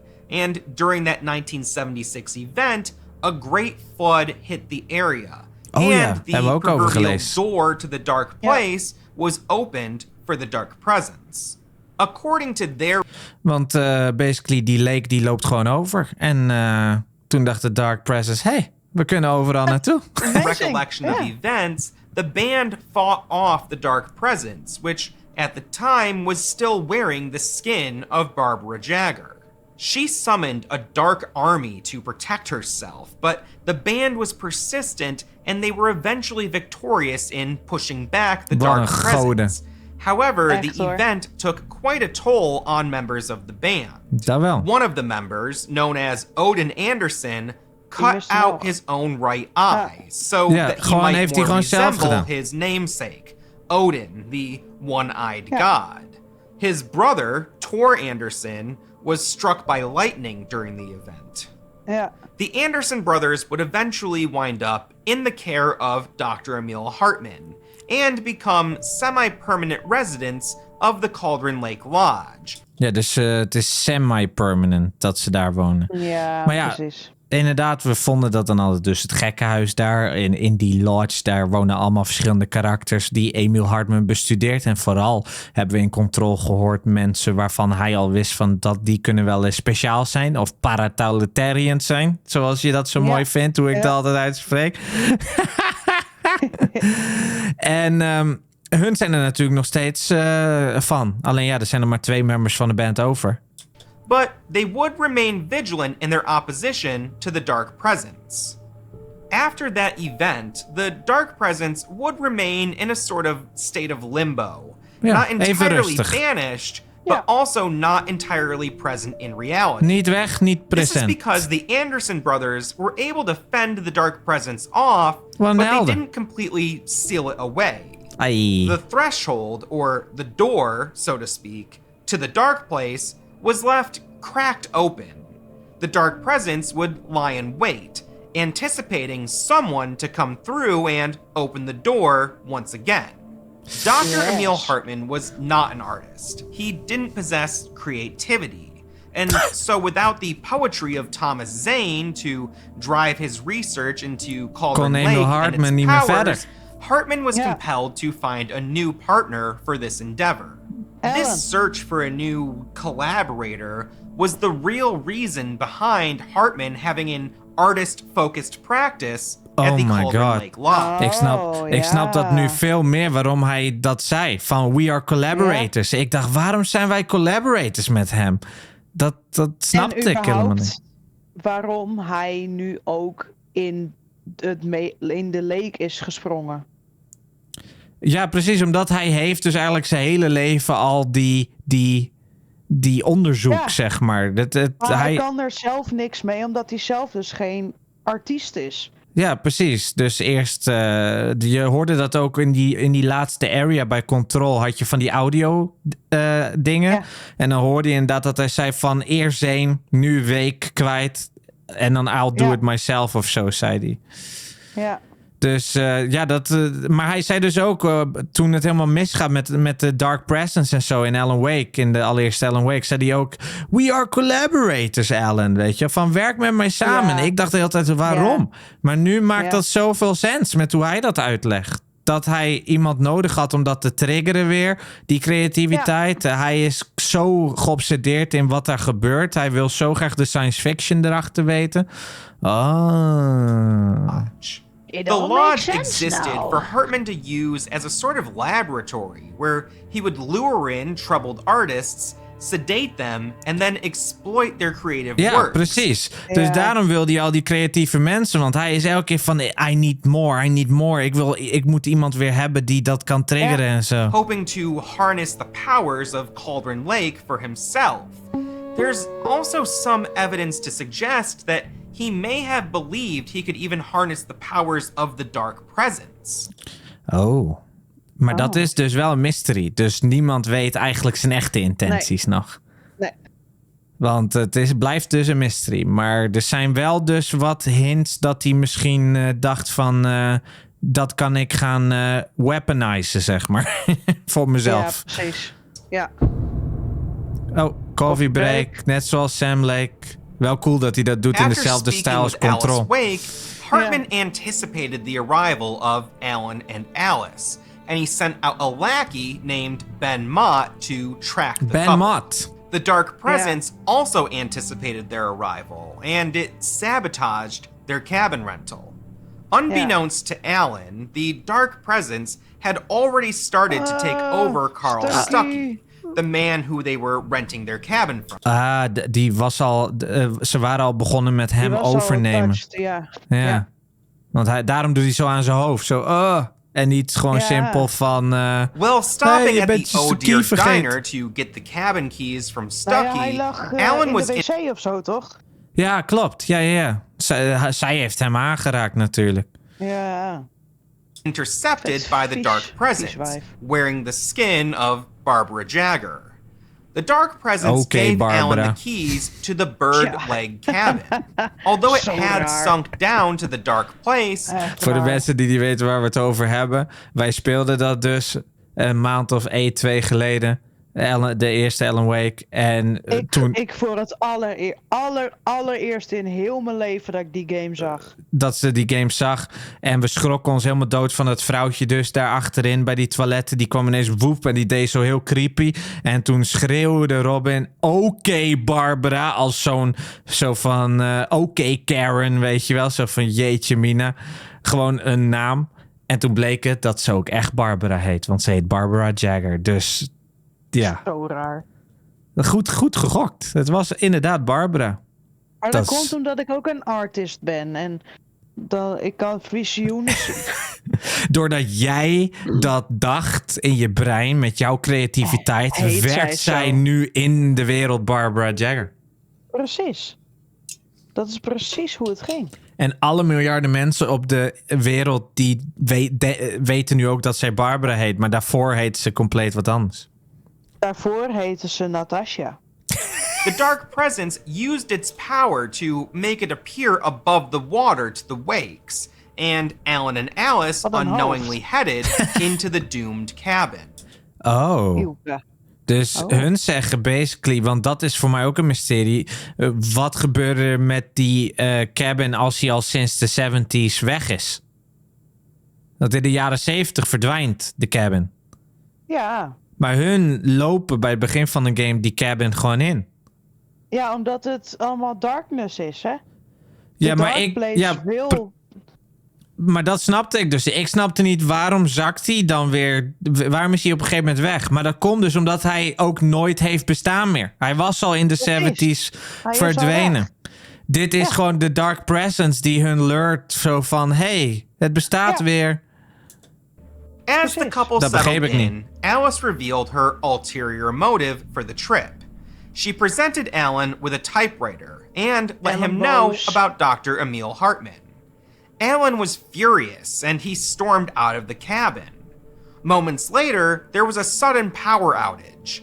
Alice Wake was deathly afraid of the dark, and upon hearing her screams for help, Alan ran back inside, only to realize that Alice had fallen from the balcony of the cabin into the water. Alan dove after her, but was unable to find Alice. In a frenzied and confused state, Alan emerged from Cauldron Lake and was greeted once more by the Dark Presence in the form of Barbara Jagger. The Dark Presence had Wake under a spell and led him back into the cabin. The Dark Presence told Wake that Alice... Is het dan omdat hij achter Alice aangaat en het water inspringt, dat hij op dat moment touched wordt en dat de Dark Presence op dat moment hun persoon eindelijk hebben die creatief genoeg is? Ja. Omdat hij een succesvolle schrijver is. Dus als hij dacht van, ik heb zoveel ruzie met mijn vrouw, ik ga naar huis, dan was er niks aan de hand. Dan was het... Precies. had died and that he needed to get to his typewriter and set things right. Dazed and confused, Alan listened to the Dark Presence and began writing a manuscript. The Dark Presence directed Alan's writing, guiding him toward creating a story that would set it free to wreak havoc on reality. Oké, dus basically werd er tegen hem meteen gezegd door de Dark Presence, om Alice te redden, moet je een verhaal schrijven. Je moet een verhaal schrijven om Alice te redden. Maar at the same time is Barbara, of in ieder geval de Dark Presence gewoon, in de skin van Barbara, ook de editor. En sturen ze hem om een verhaal te schrijven waarbij de Dark Presence dus een onderdeel wordt van de echte wereld. Dus om hun te bevrijden. Dus het is niet helemaal Alan die zelf zijn verhaal dan typt. Maar ook weer wel. Hij heeft soms, heeft hij wel inbreng. Maar soms dan, hij heeft ook constant memory loss. Dus hij wordt ook onder controle gehouden. En schrijft dingen in zijn story die hij niet helemaal onder controle heeft. In de hoop dat, dus eigenlijk kan die entiteit gewoon andere mensen gebruiken om de power van die entiteit te boosten, zeg maar. Om te ontsnappen. Dus het is eigenlijk constant een gevecht van, nee, ik wil mijn escape writen en ik wil dat de Dark Presence helemaal verdwijnt. En de Dark Presence gebruikt hem om te schrijven van, haha, en nu waren wij met z'n allen yogi-beren in de echte wereld, zeg maar, weet je wel? Yogi-beren. Ja, dus het is eigenlijk gewoon constant een power struggle in zijn eigen hoofd. Spent the next week working on this manuscript. But over the course of that week, daarom zie je hem ook zo in die cutscenes zo helemaal under a spell. My name is Alan and I'm writing on the typewriter. En hij is die hele week is hij vergeten. Hij is de hele week vergeten. Began to realize what was happening. He learned how the dark place worked and how his writing could affect reality. He also learned about the lost poetry of Thomas Zane.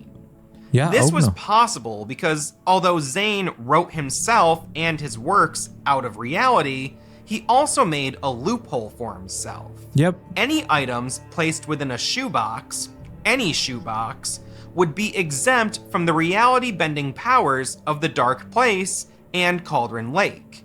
He left a shoebox full of his poetry in the cabin, which Alan discovered.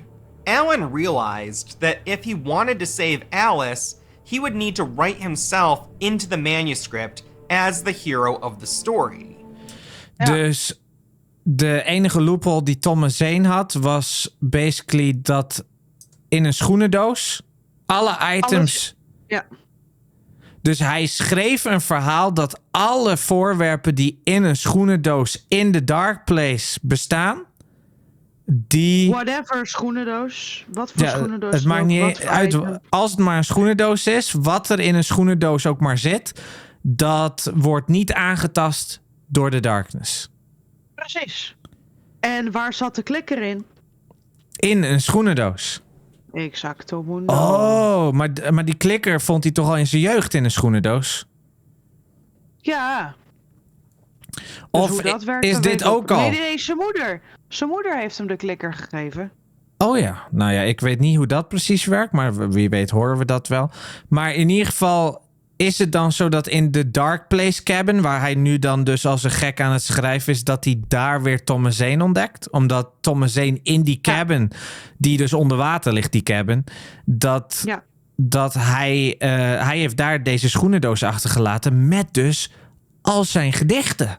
Zijn gedichten, die liggen in die schoenendoos. En dat heeft Alan gezien. En daarom kan hij weer alles voor zich halen van Thomas Zane. Maar at the same time wordt Alan Wake dan niet Thomas Zane. Krijg je dan niet Who Wrote Beethoven's Fifth? Oh god, gaan we weer? Krijg je dan niet een bootstrap paradox, zeg maar. En ik weet dus ook dat op het internet dan heel veel mensen... Nu snap ik wat meer hoe mensen denken. Dat mensen dus denken van op het moment dat Alan dus de naam Thomas Zane ziet in die shoebox, schrijft hij dan niet het idee van Thomas Zane, zeg maar, weet je? Maar dat is dus die bootstrap paradox. To write himself into the manuscript as the hero of the story. He began to change the story, using elements from the works of Thomas Zane and moving further away from what the Dark Presence wanted. Ja, dus eigenlijk is dat die eerste week wanneer hij een auto-ongeluk hebt, dan is volledig alles geschreven door de Dark Presence. Daarom is er al zoveel darkness in de echte wereld. Maar nadat hij dus dat allemaal doorhebt en dat je speelt na die week, vecht hij eigenlijk gewoon steeds meer terug. En schrijft hij steeds meer dingen in dat manuscript wat hij zelf wil. Alan wrote the story that he believed he needed to write, and it turned out to be a sort of horror story. Due to the powers of Cauldron Lake, he was now subject to the dangers of that story, and the danger and risk of failure had to be there in order for the story to work. It had to be written in such a way that the hero might not survive. In general, for the reality-bending powers of Cauldron Lake to be successful, the artist must make a realistic scenario. Alan can't just give himself superpowers. He has to write in such a way that meshes cleanly with reality. Dus hij mag niet gewoon zomaar zeggen, en Alice die schiet uit het water en die is weer helemaal oké. Nee, dat mag niet. Helaas.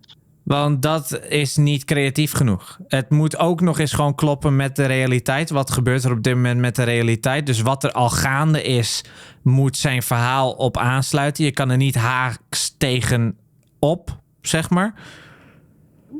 En dan wordt het best wel moeilijk. The writing has to make sense. The actions and motivations of the characters in it need to be believable. Een beetje wat zeg maar een schrijver van een boek moeite mee heeft. Van, is dit wel in character voor die karakter, weet je wel? Is dat wel geloofwaardig als ik dit verhaal zo afmaak? En zo heb je wel eens van die boeken waar je misschien dan leest en dan denkt van, Ja, dat was heel erg out of character. Dat klopte niet helemaal. Maar iemand die boeken maakt, die heeft daar allemaal mee te maken. Met dus die creativiteit van... Ja, is het wel geloofwaardig? Is het consistent? In collaboration with Thomas Zane, or more likely in collaboration with the bright presence in the form of Thomas Zane, Alan was able to break free from the grip of the dark presence long enough to exit the cabin and get to his vehicle. Alan then drove a short distance before crashing his car and losing consciousness. Upon waking, Alan had no memory of the previous week spent writing in the cabin, and he did not yet know that he was experiencing a reality that he had shaped with his own writing. Alan's last memory was diving into Cauldron Lake to save Alice, and he would spend the next 7 days putting everything else together. Seeking help after the crash, Alan decided to make his way to a nearby gas station. Gas station But had van to pass Stakkies. through the woods to get there. I see now. Throughout that journey... Wat is nu jouw revelation? Nou, dat hij dus... want voor mij was dat begin heel erg zo van... Oké, we gaan van hot naar her. Hoe zit dit nou in elkaar? Ja. Maar hij heeft dus gewoon 7 dagen in die cabin gezeten... om zijn verhaal te schrijven al. En nu zit hij dus in zijn eigen verhaal, basically. Ja, precies. Hij leeft nu zijn eigen verhaal. Daarom vindt hij de manuscripts die hij heeft geschreven over die situaties. Ja, maar is het dan dat hij na zijn auto-ongeluk nog in de cabin zit? Want hij zegt dat het ervoor was, voor dat auto-ongeluk. Want hij wist te ontsnappen uit de cabin. Toen kreeg hij dat auto-ongeluk en toen verloor hij een week. Nee, ik denk hij... Ja, geen idee. Na dat auto-ongeluk verliest hij een week. Hij was in het water gedoken. Ja.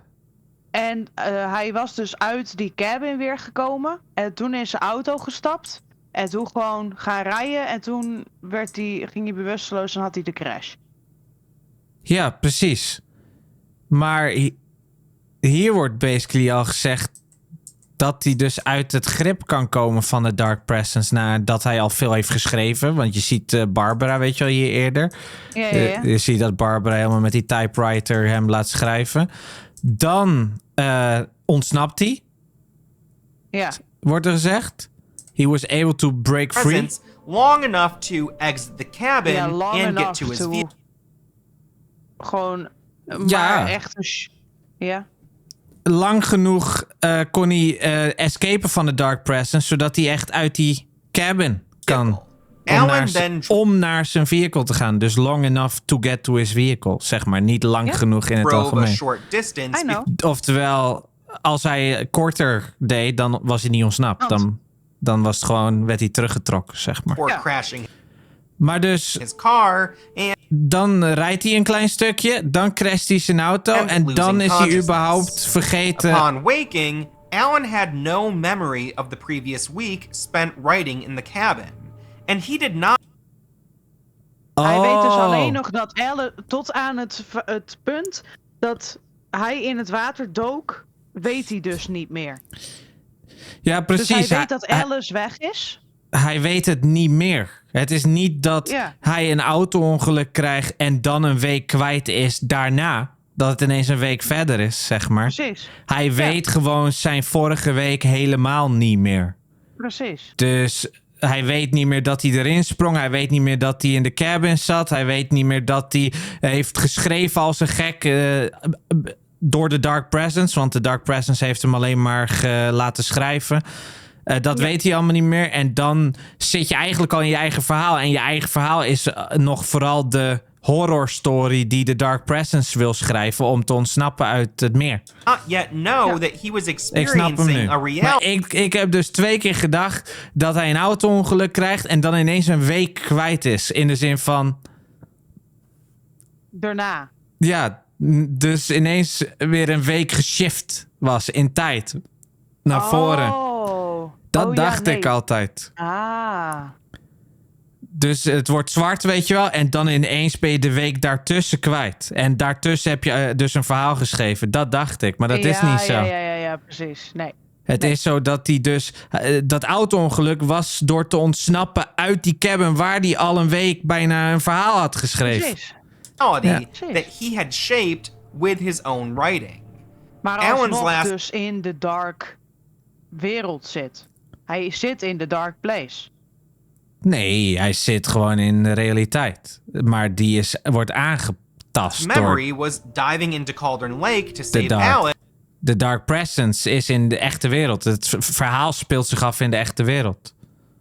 And he would spend the next 7 days putting everything else together. Maar de wereld wordt al altered door zijn story, zeg maar.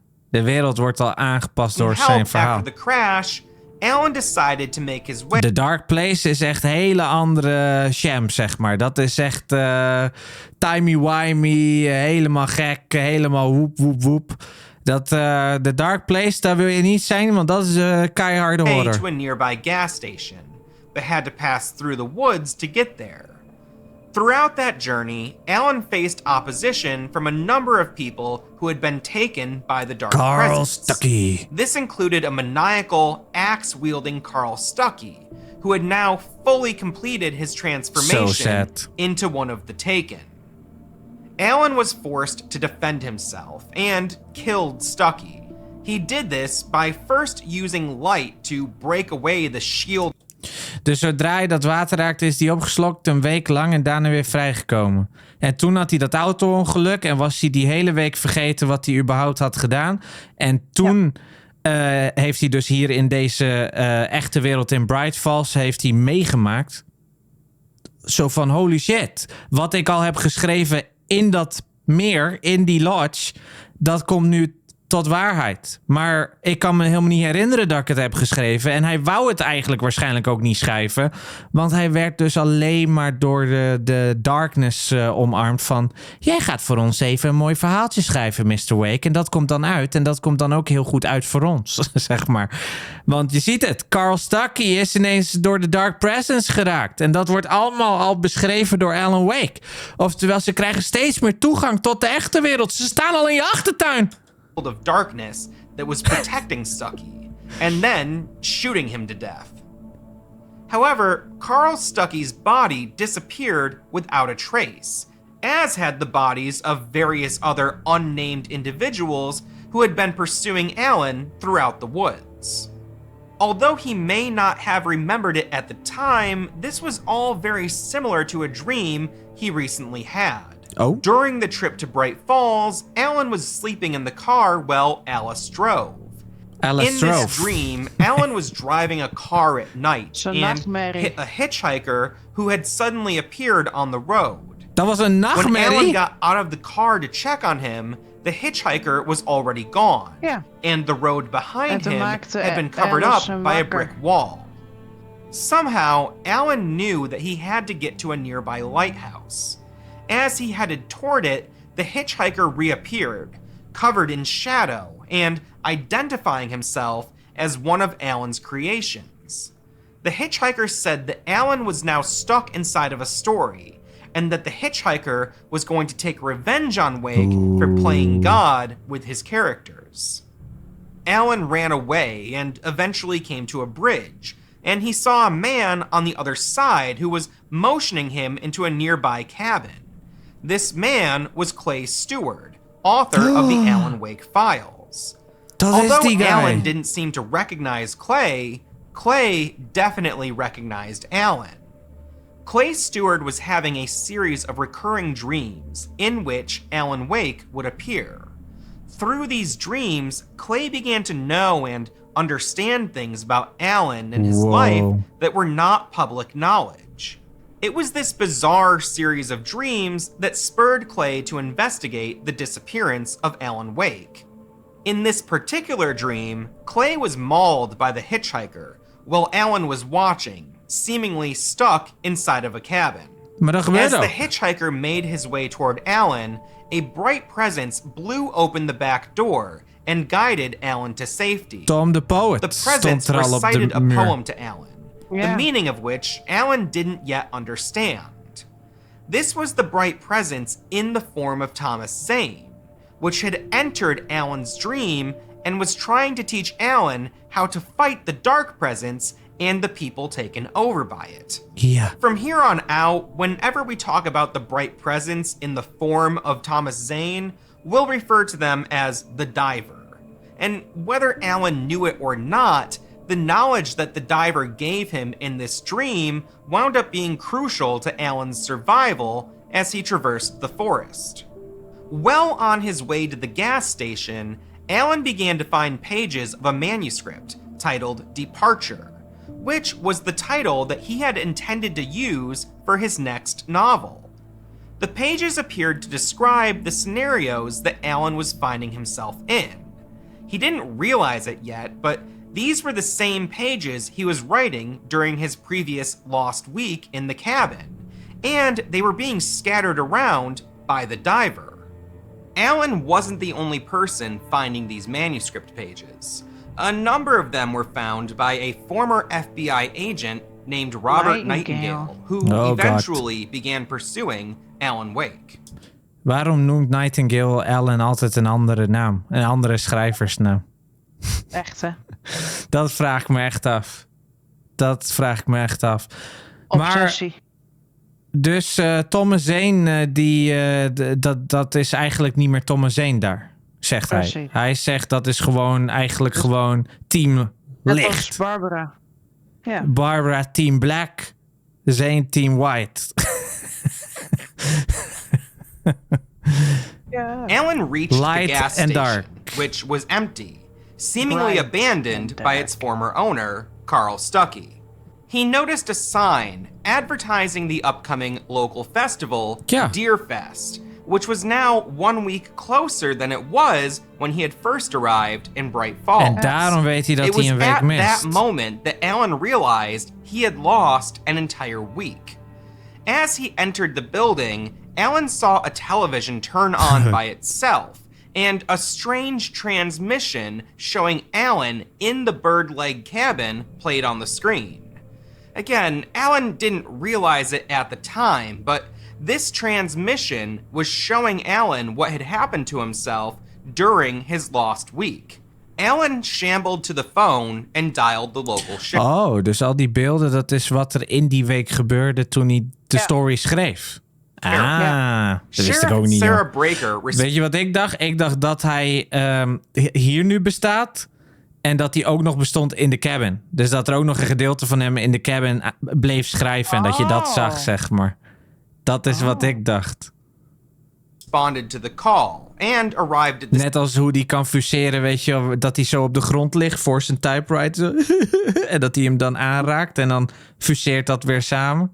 Dus zoiets dacht ik. Alan Wake visibly traumatized and sporting a large head wound. She knew that Carl Stuckey had gone missing, so she was very skeptical about the man that she found inside of his gas station. Sarah Alan Breaker tried to explain his situation to the sheriff, leaving out the part about battling shadowy beings, but letting her know that he and his wife had been staying in the cabin at Cauldron Lake and that he had been searching for her after she disappeared. Die is met pensioen trouwens, hebben we gelezen in Control, volgens mij. Sarah? Ja, Sarah Breaker is met pensioen in Alan Wake 2. De sheriff had er genoeg van, denk ik. Of er is wat anders gebeurd. Wie weet komen we dat allemaal te weten over 2 dagen. Sheriff Breaker listened to Alan's claims, but she knew that the island was lost in the volcanic eruption of 1970. And she brought Wake to the site to prove it. Alan was confused and distraught. After being checked out by a local doctor, Alan received an anonymous phone call. The call came from a person claiming to have kidnapped Alice Wake. He told Alan to meet him at a point called Lover's Peak, located within the nearby Elderwood National Park. Alan was instructed to come alone and to not involve police in the matter. At the same time, Alan's agent, Barry Wheeler, was making his way to Bright Falls. After not hearing from Alan or Alice for an entire week, he became concerned. He pulled up to the sheriff's station just in time to catch Alan engaged in a confrontation with Dr. Emil Hartman, who was there to apologize for 2 of his patients, the aforementioned Anderson brothers, Tor and Odin, who were being unruly during one of their recent escapes from the Cauldron Lake Lodge. Although they were seen as permanent residents of the lodge, the brothers would find a way to get out and raise hell around Bright Falls whenever they had the chance to. Seeing Hartman brought Alan back to his fight with Alice, and in a fit of rage, Alan struck Hartman in the face. Oh ja. Hartman didn't care to press charges. Op zijn neus. Ja, omdat hij hem natuurlijk een jeet gaf. Ik vroeg me dat alweer af. Van hoe komt die gast ook weer aan die pleister op zijn neus? Ja. Hij was natuurlijk ook heel veel druk aan het zetten, volgens mij. Heel veel mentale druk. Charges, and Barry hurried Alan out of the building as the two headed toward the visitor center at Elderwood National Park, where they would rent a cabin and wait for nightfall before Alan would head toward Lover's Peak.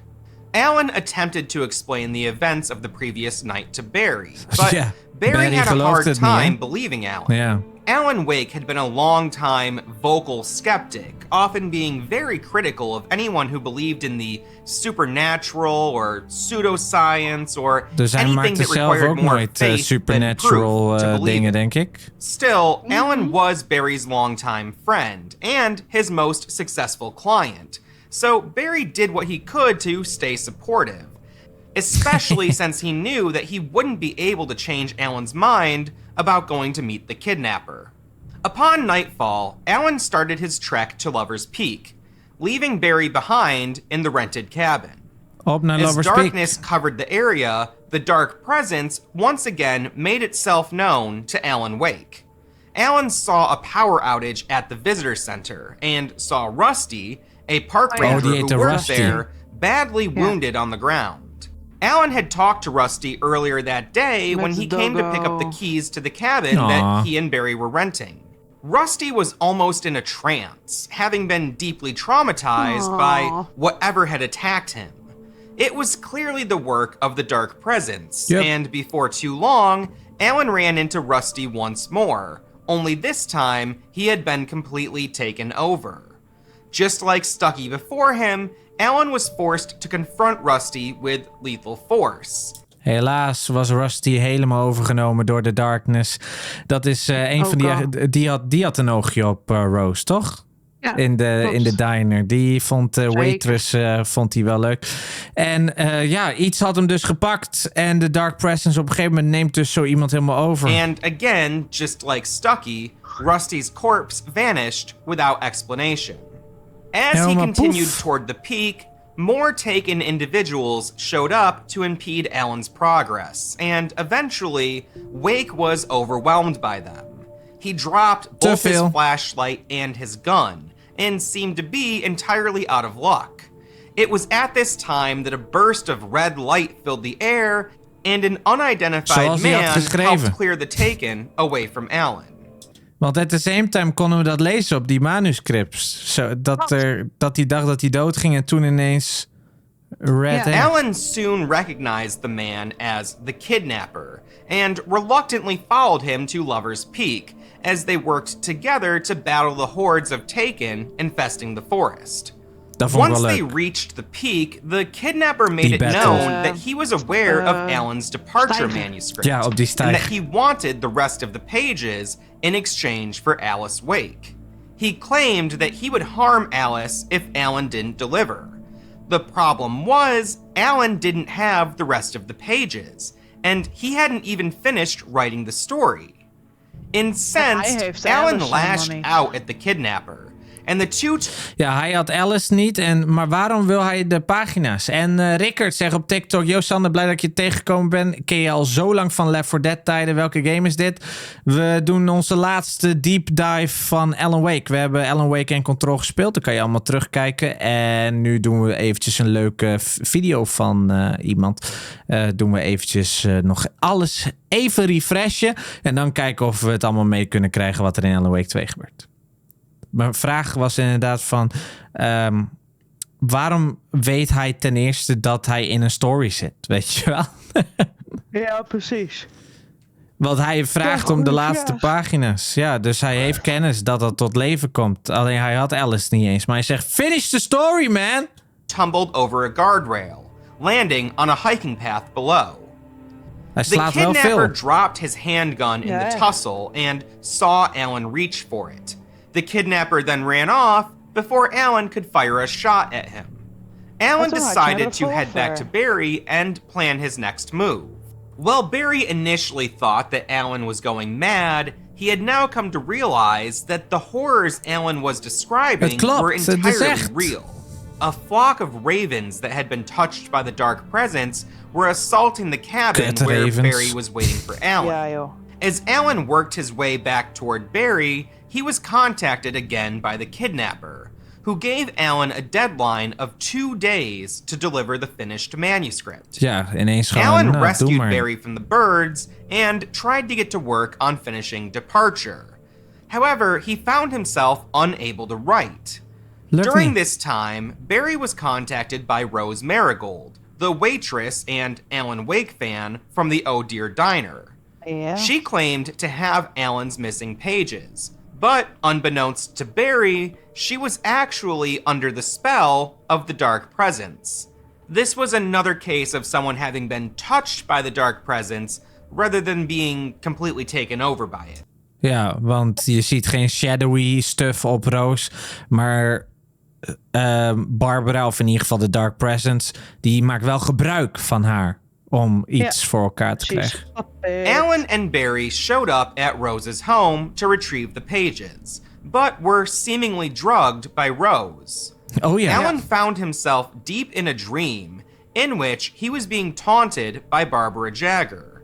When he awoke, Barry and Rose were unconscious in the next room. Alan made his way outside, only to be confronted by former FBI agent Robert Nightingale and Bright Falls area law enforcement. Recklessly, Nightingale opened fire on Wake, and Alan had to retreat into a nearby ravine and attempt to flee the area. While Nightingale's actions may have seemed unprovoked, he was actually operating under the assumption that Alan Wake was responsible for the death of his former partner, Agent Finn. Finn was someone who had been taken by the dark presence, and Nightingale witnessed the beginning of his partner's transformation, which culminated in Finn disappearing, and Nightingale presuming that Finn had died. This led to Nightingale becoming obsessed with finding out what happened to his partner. Nightingale began to drink very heavily to cope with the loss, and subsequently lost his job at the FBI. Oh. Well, we don't know exactly what happened to Agent. Dus hij is eigenlijk helemaal niet een FBI-agent. Niet meer. Hij is gewoon geen FBI-agent meer. Maar dat was hij toen al niet. Job. Nee. Toen hij schoot was hij dat al niet. Maar hij heeft wel FBI-pak en zo. En doet helemaal mee met de police force. Hij heeft wel zijn juni aan. Maar ja, ik vroeg het me ook af. Dat was voor mij misschien wel mijn grootste mysterie. Van why de hell wil hij meteen Alan Wake neerschieten? Hij hoort bij de FBI en hij wil gewoon een geweer tegen zijn kop aan. En gewoon knallen hem. Maar blijkbaar is hij helemaal geobsedeerd van een partner van hem. Die is overleden. Finn. Kan je allemaal vinden in de Alan Wake files. €200 op Amazon. Finn, we do know that Nightingale's investigation eventually brought him to Bright Falls, where he interviewed a number of residents and found the manuscript pages that led him to believe that Alan Wake was the person responsible. Ja, dat snap ik wel, inderdaad. We hebben in dat motel wat manuscripts gezien en zo. Ja. En dat hij dan dus daarmee erachter komt... Alan Wake is the person responsible voor de dood van mijn partner in crime, zeg maar. Ja. Dus op die manier snap ik wel een beetje de angle van zijn revenge die hij wil. Want dan wordt het gewoon een revenge plot van... Come to me, jij bent de reden dat het fout allemaal is gegaan. Mother peep. For the darkness that had taken his partner. As Alan fled the scene on foot, he was pursued by local law enforcement, led by Nightingale. At the same time, the dark presence had begun to take the form of a tornado that was trailing Wake. Oh yeah. The tornado was wreaking havoc on the town of Bright Falls and on the police that were pursuing Alan. Ja, waardoor heel veel Wake politie werd eventually made overgenomen. it to the KBF-FM studios, a local radio station which was home to a DJ named Pat Main. Pat Main. Main had met Alan a week or so prior when Alan and Alice were on the ferry into Bright Falls. Ja. Alan had hoped to Dat is je find eerste respite at interactie the met een station, karakter. but before long, Agent Nightingale had closed in on Alan's location. Nightingale took another shot at Alan, and Alan was again forced to flee. Nightingale was immediately reprimanded by Sheriff Breaker. Goed zo, Alan Sarah. kept running into the night and eventually hit his 2-day deadline with the kidnapper. Alan had been instructed to meet the kidnapper at the old coal mine, which had since been turned into a museum. Alan waited all day for the kidnapper, but he never showed. Instead, he called Alan after nightfall and told him that there had been a change of plans. Alan was to now meet the kidnapper at the lookout point on Mirror Peak, which overlooked Cauldron Lake. Left with no other choice, Alan worked his way toward Mirror Peak, all the while pursued by the Taken. As he finally approached the lookout point, he could hear the voice of the kidnapper pleading with someone. The kidnapper was speaking to the dark presence, begging for forgiveness.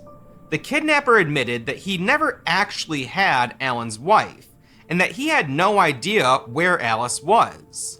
As Alan made his way closer, both he and the kidnapper... Dus eigenlijk was hij ook gewoon aan het manipuleren. Ja, hij was gewoon touched by the darkness, dus ander spel. Were swept up by the dark tornado and thrown into the nearby wall.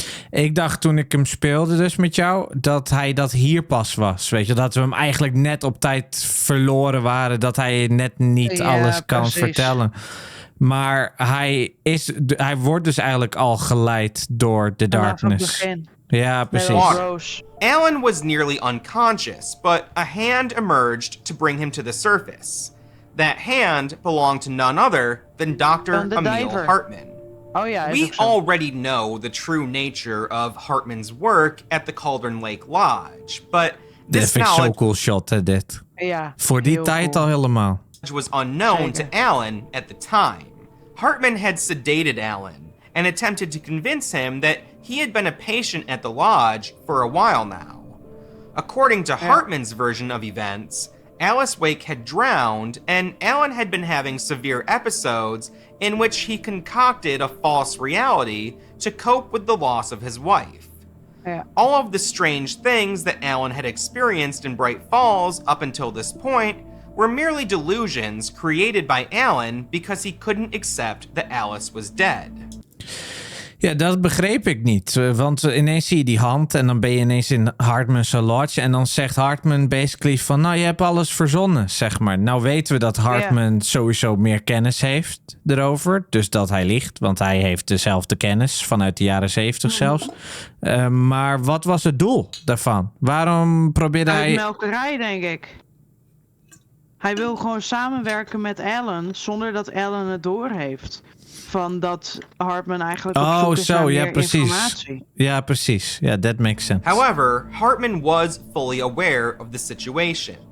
He knew that Alan had interacted with the dark presence. And he knew that Alan's writings were already having an effect on reality.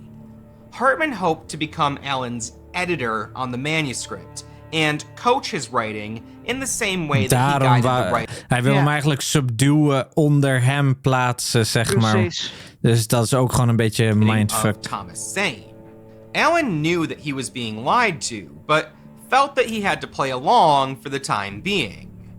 Before too long, a power outage struck the lodge, which appeared to be directly connected to the dark presence and a large storm that was brewing in the misschien al te sterk. Amidst the chaos, the Anderson brothers... Die zuster in elkaar geslagen, ja. Ja, op het moment dat het licht uitging, denk ik dat ze dat daarna gewoon hebben gedaan. Want hun zijn al wel vaker ontsnapt. Attacked one of the orderlies at the lodge, and encouraged Alan to move forward in his battle against the dark presence. Omdat hun er alles van Prior weet. to the blackout, they confided in Alan, letting him know that they too had engaged in such a battle in the past, and acknowledged that it was partly their fault that the dark presence was able to push into reality. Yeah. They also told Alan that he needed to go to their farm and find what they referred to as the message. Yes. As we've seen, the dark presence can cause memory loss in people. Knowing this, the Anderson brothers created a song called The Poet and the Muse. Dat hebben ze gecreëerd zodat ze hun memory loss of zo weer, dat ze messages kunnen vasthouden of zo. Ja. Want dan hebben ze dus een message in het liedje. Dus ook al vergeten ze het, dan horen ze via die message weer wat ze moeten doen. Which was intended to act as a sort of crash course for anyone who might be facing the dark presence in the future. The song was the message that the Anderson brothers had been referring to, and it was just the thing that Alan needed to defeat the dark presence and save Alice. Alan took the opportunity to escape the lodge, but first headed for the offices so that he could retrieve his seized belongings. He lifted a key from the unconscious orderly and headed into the restricted area of the lodge. Oh yeah. There, he saw a photograph that put his entire situation into a much more clear perspective. In the photograph, standing among the staff of the lodge, was the kidnapper, Ben Mott. Wake immediately recognized the man, but what he may not have realized was that Mott had been tracking Alan as soon as he got close to Bright Falls, and that Mott was there on the ferry that Alan and Alice took into town. Alan also found a series... Jezus, wat een detail dan voor een videogame. Dat die karakter dan al een tijdje aan track is. Maar werkt hij dan voor Emil Hartman? Is dat dan... that Hartman had made while talking to Alice on the phone prior to their arrival in Bright Falls. At one point in his journey, Alan received a strange call from Alice. Only he knew that she didn't sound quite right. Ja, die vond ik zo This raar. was because that call had been manufactured by Emil Hartman, who used these recordings to... Ja, die had dat geknipt. Oh ja, daar kwamen we toen achter. Dat die had de recordings geknipt en geplakt. En dan had die gewoon een andere message gemaakt van haar stem. Zo van, je bent een klootzak, Alan. Trick Alan.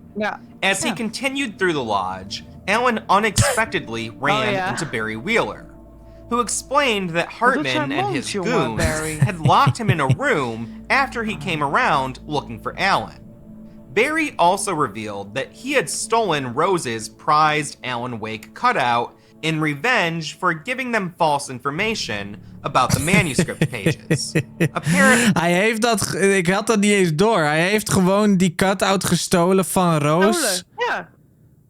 Gewoon omdat Rose niet de informatie kon geven. Ja, heb je dat niet doorgehad? Nee, dat heb ik niet doorgehad. Ik dacht, waarom heeft hij die cutout? Omdat hij de agent is van Barry, van Alan, heeft hij gewoon een cutout mee om meteen altijd te promoten, zeg maar. Altijd hem te promoten, zijn persoon. Maar nee, dat had hij gewoon gestolen omdat hij dacht van, fuck you, Rose, je gaf ons helemaal niet meer informatie. Hier is jouw dit is jouw favoriete Alan Wake cutout bord. Ik steel hem. Had been under the control of the dark presence at the time. But regardless, hoe dan ook vond ik het hilarisch. Dus het heeft niks veranderd met hoe hilarisch het was. Under the cardboard cutout as if it were the most important thing in the world. Next, Alan entered Hartman's office, where he found his manuscript pages, as well as the handgun that he had on him before showing up at the lodge. Hartman emerged from the shadows and attempted to bargain with Alan, finally coming clean about the ruse that he had subjected Alan to. Alan was furious, but before the situation could escalate, the dark presence intervened and Alan locked Hartman in the office, alone with the dark presence. While Alan couldn't be sure of Hartman's fate, Hartman did survive that encounter with the dark presence. Heeft hij overleefd. We'll come back around to resolve his story a bit later. Alan and Barry battled through the lodge and eventually made their way to the Anderson farm, where they were again confronted by more of the Taken. When they finally got to the Andersons' farmhouse, they found the message that the Anderson brothers had been talking about. The message was on a vinyl record, which Alan and Barry listened to as they partook in some of the special moonshine that the brothers had distilled. The song drinken hun nu die special moonshine? Told Alan that he needed to seek the Lady of the Light, which he immediately recognized as Cynthia Weaver. En toen ze wakker werden, was Nightingale daar opeens. Ja, precies. Eccentric, who he first... Dus dat was eigenlijk een extra indicatie van de Old Gods met hun moonshine en dat Damn. While stopping in at the Oh Dear Diner just after arriving in Bright Falls. Cynthia Weaver had been a long-time resident of the town and was a bit of a local historian. Cynthia Weaver had been close to Thomas Zane, and she actually had an unreciprocated crush on him. She claimed to have kept in touch with Zane even after he disappeared, although it's unclear if she was talking to Thomas Zane or if she was talking to the diver. Regardless, she was well aware of what had happened to Zane. Ja, hoe kan zij dat doorhebben? Dat zeg maar. Zij is ook touched door de darkness. Dus zij ziet and she had dedicated herself to holding a guard against the dark presence in Bright Falls. Thomas Zane entrusted Cynthia Weaver with a shoebox full of very important items. And she kept that shoebox in part of an old decommissioned military base. She called that place the well-lit room. It was a room that was entirely void of any shadow. Dus dat item dat in die schoenendoos ligt, wat de klikker is... Ja, dat heeft hij ook gewoon achtergelaten. Heeft hij ook achtergelaten, maar die aan Cynthia dus. Ja. Dus eigenlijk een aantal schoenendozen heeft hij achtergelaten als toch nog een weg terug, zeg maar. Want hij wou het natuurlijk hij wou het zo dicht mogelijk maken, maar hij had toch nog een aantal dingetjes erin geschreven, mogelijk als ontsnapping, terug, dingetje. Nu snap ik dat pas veel meer, want ik snapte de term shoebox überhaupt niet. Schoenendoos. Maar gewoon letterlijk wat in de schoenendozen zit, dat wordt niet getouched door de darkness. En dat is wat hij nog in de wereld heeft achtergelaten. Ja. Thomas Zane knew that the dark presence might return to reality one day. And if so, there would need to be some sort of mechanism to fight it back. And he hid that failsafe in that shoebox. However, Alan and Barry weren't quite yet ready to meet Cynthia Weaver. First, they needed some time to rest, but secondly, they needed to get drunk. Once Alan eventually drifted off to sleep, he found himself experiencing a dream that allowed him to piece together what had happened during his lost week.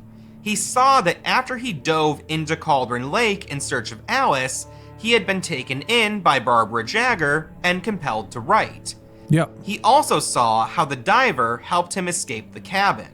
Alan was now more well-equipped for this journey than ever, but before he could act on this newfound information, he was awakened by former FBI agent Robert Nightingale, who then arrested Alan and Barry.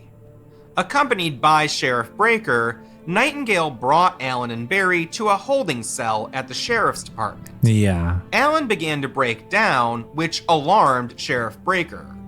Nightingale thought that it was some sort of ruse, but Breaker stood her ground, letting Nightingale know that she was onto him and the fact that he wasn't actually there on official business.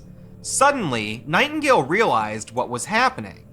He had seen this all before, written on a manuscript page. Dat stond al op een pagina. Nightingale's fate had been sealed. The dark presence broke the door down and swept him away. There was now no room for denying it. Sheriff Breaker knew that something catastrophic was happening in Bright Falls. However, as a longtime resident of the area, Breaker wasn't entirely unfamiliar with these sorts of strange occurrences. There was a group of people in the area who were uniquely equipped to handle situations like this, and Breaker gave Barry instructions to call those people and to give them the code phrase Night Springs. One of the people... Kennen we dat? Dat is helemaal langs mij gegaan. Ja, maar denk je dat die groep mensen die daar vanaf weten, denk je dat dat Esteves en zo zijn?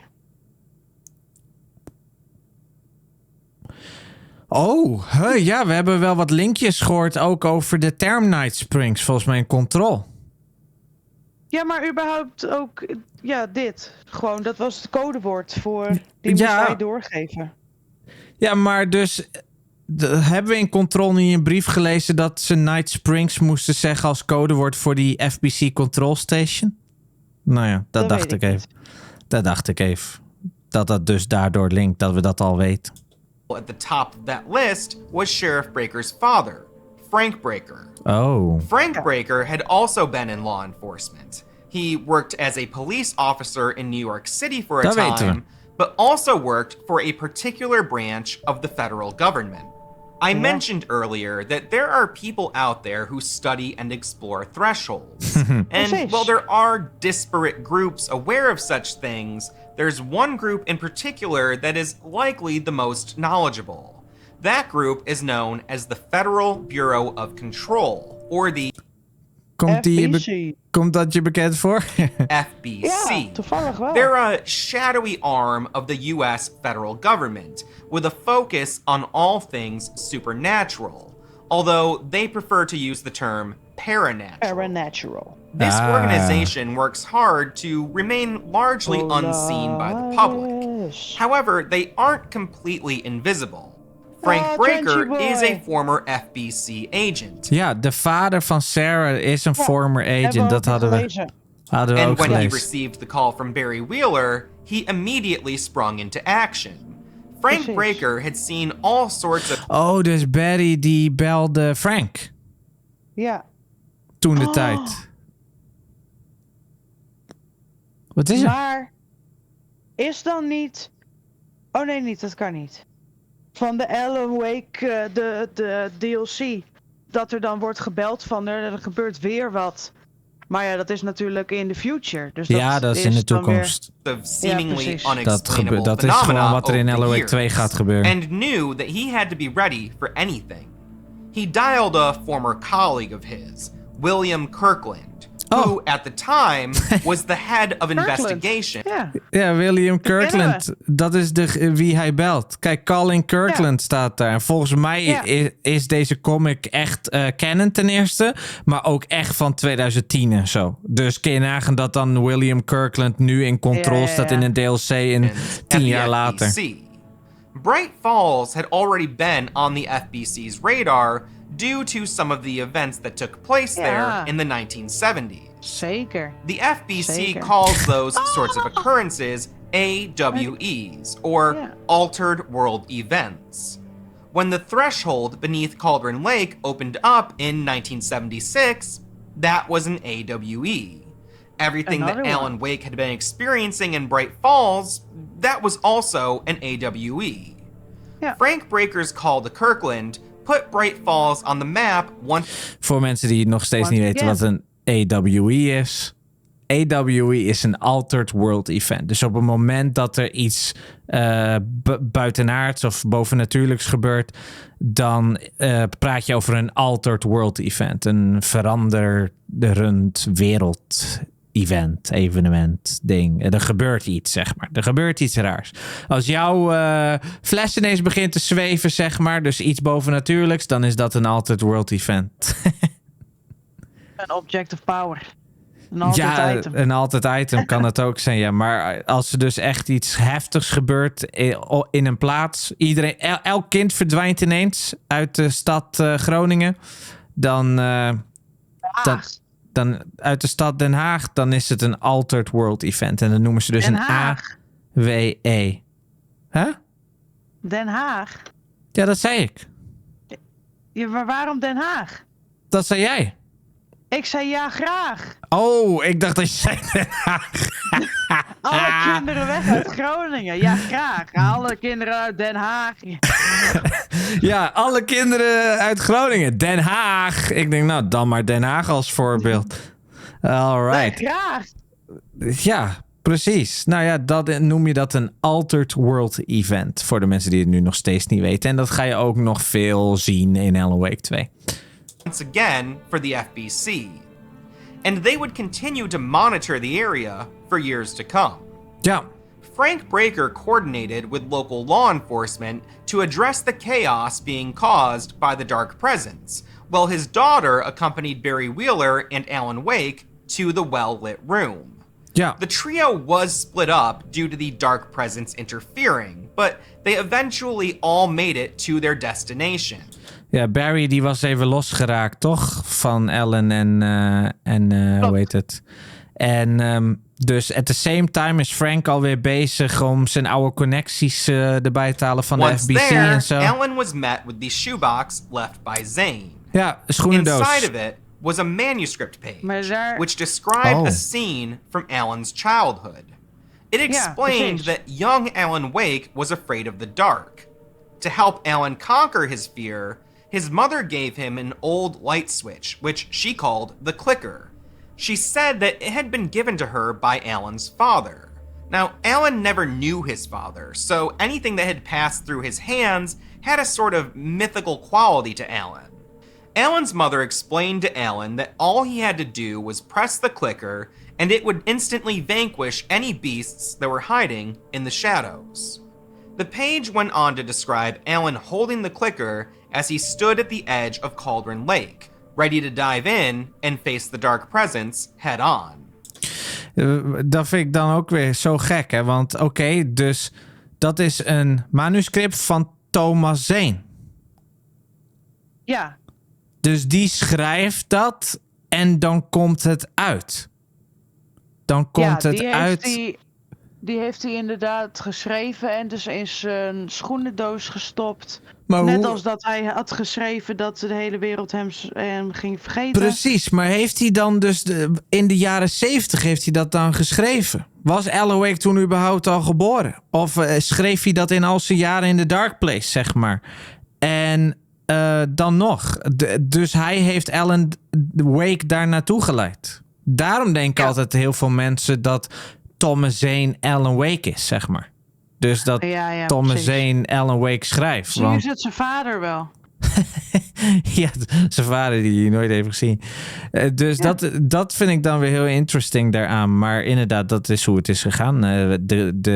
De manuscript laten merken dat het dus voor een jonge Alan Wake is. Hij is bang voor het donker. En zijn moeder had altijd gezegd, als je hier op de lichtschakelaar drukt, dan kan je elk beest verslaan. Dat is in ieder geval wat op een manuscript staat wat Tom Zane heeft geschreven. Dus dan gebeurt het ook zo. Dan heeft het en wieldt het die power. Yeah. Alan didn't totally understand what was happening. The page had been written by Thomas Zane, but how did Zane know about Alan's childhood? Tja. Beyond that, how did the clicker... Oh, de mystery-vraag is who wrote the clicker page? ...get into the shoebox? As we mentioned before, Alice Wake was also afraid of the dark. And a few years prior, the couple experienced a power outage in their New York City apartment. Yeah. After lighting a few candles, Alan pulled out the clicker and explained its origins to his wife. Yeah. He gave the clicker to Alice that night, but now it was there in front of him in the shoebox.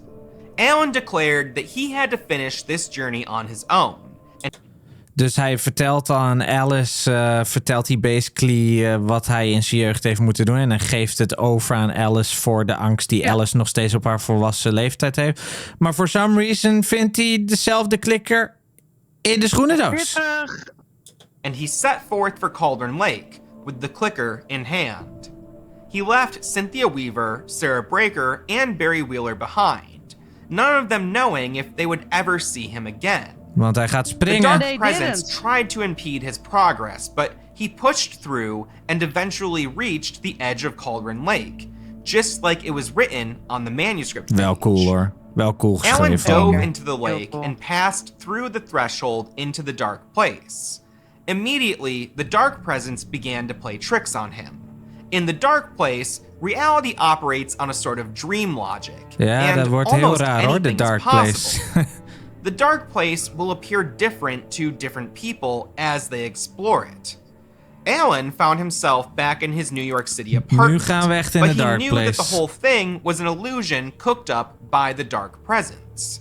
With guidance from the diver, Alan was able to break through this illusion and used the power of his own creativity and imagination to literally forge a path to the bird leg cabin, where he came face to face with the dark presence, still wearing the skin of Barbara Jagger.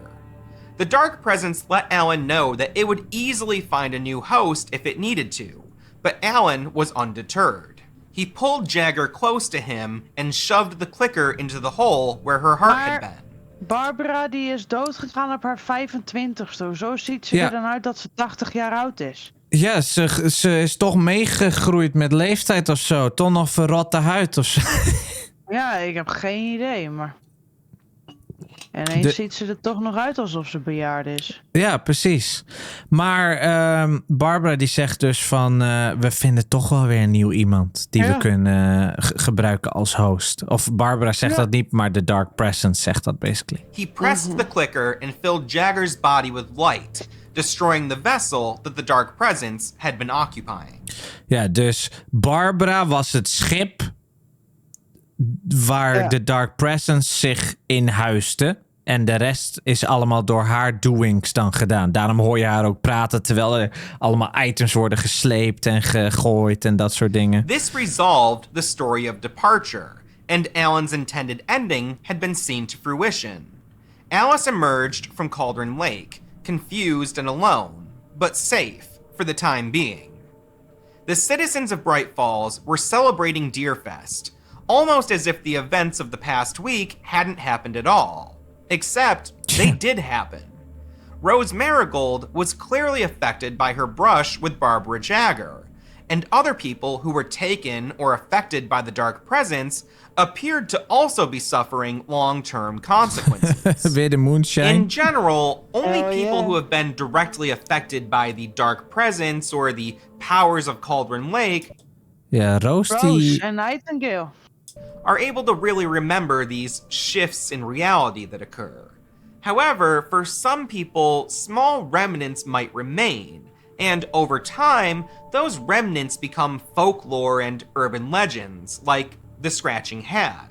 Surely, the events that took place during the 2010 Bright Falls AWE have gone on to form their own legend for the people in the area.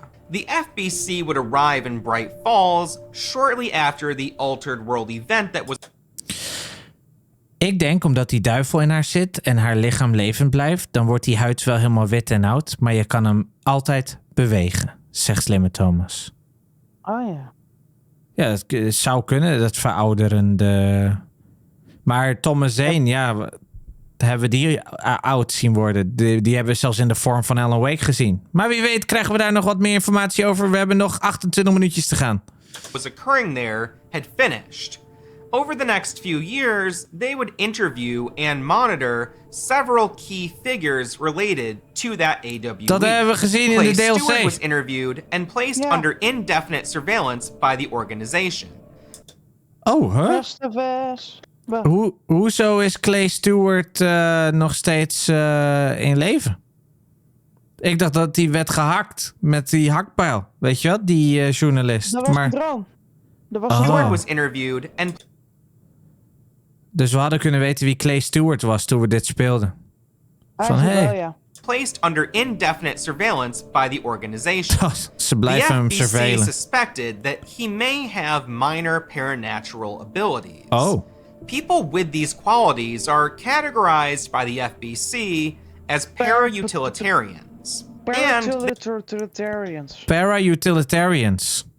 Para-utilitarians. Ik heb het constant verkeerd gezegd. Ik zei para-utilitarians, maar het is para-utilitarian. Ja. Maar maakt niet uit. We snappen wat je They bedoelde. suspected that Alan Wake was also a para-utilitarian.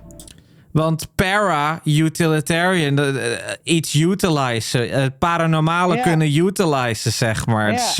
Makes sense. Oh my god, yeah, makes heel veel sense. Maakt niet uit. Their investigation into the AWE and his disappearance also led them to interview Alice Wake. Yeah. The FBC identified that Alice Wake had been trapped in the threshold during the 2010 Bright Falls AWE. And that she suffered... Want threshold is de dimensie, de portaal naar de dimensie. Ze zat daarin vast in 2010. Want toen kwam Alan Wake uit en speelde het allemaal zich af. Some memory loss during that time. Oh. After the event, Alice continued her work as a photographer and eventually dipped into making some short films as well. During her interview with the FBC, she mentioned that she had been seeing someone who looked like her missing husband. Creepy foto van hem. Oh, ja, precies. Deze vonden we bij de Hartman ja, met die foto iets verder inderdaad. Ja. Maar dus zij maakt zelfs shortfilms. En ze blijft fotograferen. Ik hoop niet dat die shortfilms tot leven kunnen komen en zo. Omdat ze nog steeds lang vast zat in de lake en zo. Maar inderdaad, iemand die lijkt op haar vermiste man, Alan Wake, die komt haar haunten. En we hebben die foto gezien dat hij helemaal zo kijkt. Zo van, en dat lijkt bijna op Mr. Scratch. Although she described this person as a monster wearing Alan's skin. She was able to capture a photograph of this person who no doubt looked very similar, if not identical, to Alan Wake. However, this was not Alan Wake. While the identity of the person in this photo may be open to debate, it is likely an entity named Mr. Scratch. Yep, dat dachten we Alan allemaal encountered wel. Mr. Maar het is inderdaad nog wel open to debate. Mr. Scratch very briefly in the dark place before entering the bird leg cabin on his journey to defeat the dark presence. De evil versie. Mr. Scratch is a doppelganger of Alan Wake, born from the most negative and selfish parts of his own psyche. Dus die is gewoon geboren uit het meest negatieve en egoïstische gedeelte van je eigen mentale toestand. Zou jij dan zijn negatieve flaws, dat zou... Ja, dat is hem. Zou jij dan een leuk persoon kunnen maken? Ik denk niet dat ik zoveel evil in mij heb. Wow. Dus dat wordt dan alsnog een redelijk leuk persoon. Ja, want ik ben juist niet selfish ook bijvoorbeeld. Nee, maar negatief en zo. De anger. Je hebt toch wel eens anger? Puur je anger. Alleen jouw anger wordt gestopt door die andere emotie. Dus... Nee, ik wil niet per se zeggen dat ik heel veel anger in me heb. Oh, nou, dan komt er dus gewoon een sprookje alsnog uit. Wel cool. Love dat. Een dikke unicorn. Een dikke unicorn. When Alan dove back down into the dark place, he became fractured. His rational mind separated from his body. And it may have been through a similar process that another part of him separated to become Mr. Scratch. Toen moesten ze weer connecten met elkaar. Ja, en dat was dus omdat hij niet meer rationeel na kon denken. Dat separated. Dus wij waren... Zijn mind en body waren uit elkaar. Ja, het was dus hetzelfde als hoe Mr. Scratch basically de meest selfish en arrogante gedeelte is. En evil versie van Alan Wake is. Dus gemaakt uit alle evil gedeeltes. Was dit niet per se dat het gemaakt was. Maar dat het wel uit elkaar getrokken was. En dat hoorden we ook constant van Thomas in de lucht bij die DLC. Van jij bent nog het rationele gedeelte van jezelf. En dat verklaart waarom we constant Barry en zo zagen. Want dat zat gewoon in je hoofd. Want jij was letterlijk je mind. Die zijn weg terug moest vinden naar je body. Ja, en die Barry was ook de rationele versie. Barry is nooit rationeel. Nee, maar dat was tijdens je rationeelste moment, zeg maar. Ja, tijdens je brein. Ja, dat jij nog de rationeelste versie bent. Dus alles wat er gebeurt is jouw rational self. Je emotionele self die ligt in de cabin te creperen. Omdat die gewoon niet meer rationeel kan nadenken. En dat rationele nadenken kwam dus ook in de vorm van Barry. Die dat allemaal gewoon even rationeel vertelde. Wel op een grappige manier, zoals altijd. Dat komt alsnog uit zijn eigen fantasie of uit zijn eigen gedachtes. Hoe Barry dat zou oppakken en zo. Guidance from the diver, Alan was eventually able to mostly reunite the different parts of his mind and regain the lucidity that he would need to navigate the dark place. While writing Departure, in order to save Alice, Alan wound up putting himself in the dark place instead of her, and there was no sure way for him to escape. Unfortunately, as far as we know, Alan is still stuck inside of the dark place, presumed dead by many who knew him. On top of that, Mr. Scratch is still at large, terrorizing people who were close to Alan and giving fuel to the urban legends and rumors surrounding Alan's disappearance. Dus die Mr. Scratch die kan gewoon havoc creëren in de echte wereld. Ja. Waardoor Alan Wake een urban legend wordt van ik heb Alan Wake gespot. Hij was helemaal gek. Wat een gek. Not much is known about Mr. Scratch, but we do know that he's an entity that serves a higher power, with their ultimate goal being to break into reality and change it to their will. Scratch is evil and murderous, and he has the power to freely cross the barrier between reality and the dark place. Ja, hij kan gewoon gratis switchen. Hij kan gewoon in en uit. Net als Alan Wake 2 met zijn TARDIS-pen. Oh my god. Hij kan gewoon switchen tussen realiteit en de dark place. He has gone... Ja, Alan Wake niet hoor. Die verandert alleen gewoon de dark place realiteit met dat licht, zeg maar. Alan Wake kan niet ineens naar de realiteit. Nee, dat weet ik. Out of his way to show Alan what he's capable of. Hij kan gewoon naar boven zwemmen en dan weer... lijkt me vermoeiend. Lijkt me zo vermoeiend. And Alan has done all that he can to thwart Scratch's evil plans. However, Alan has not been able to completely defeat this foe.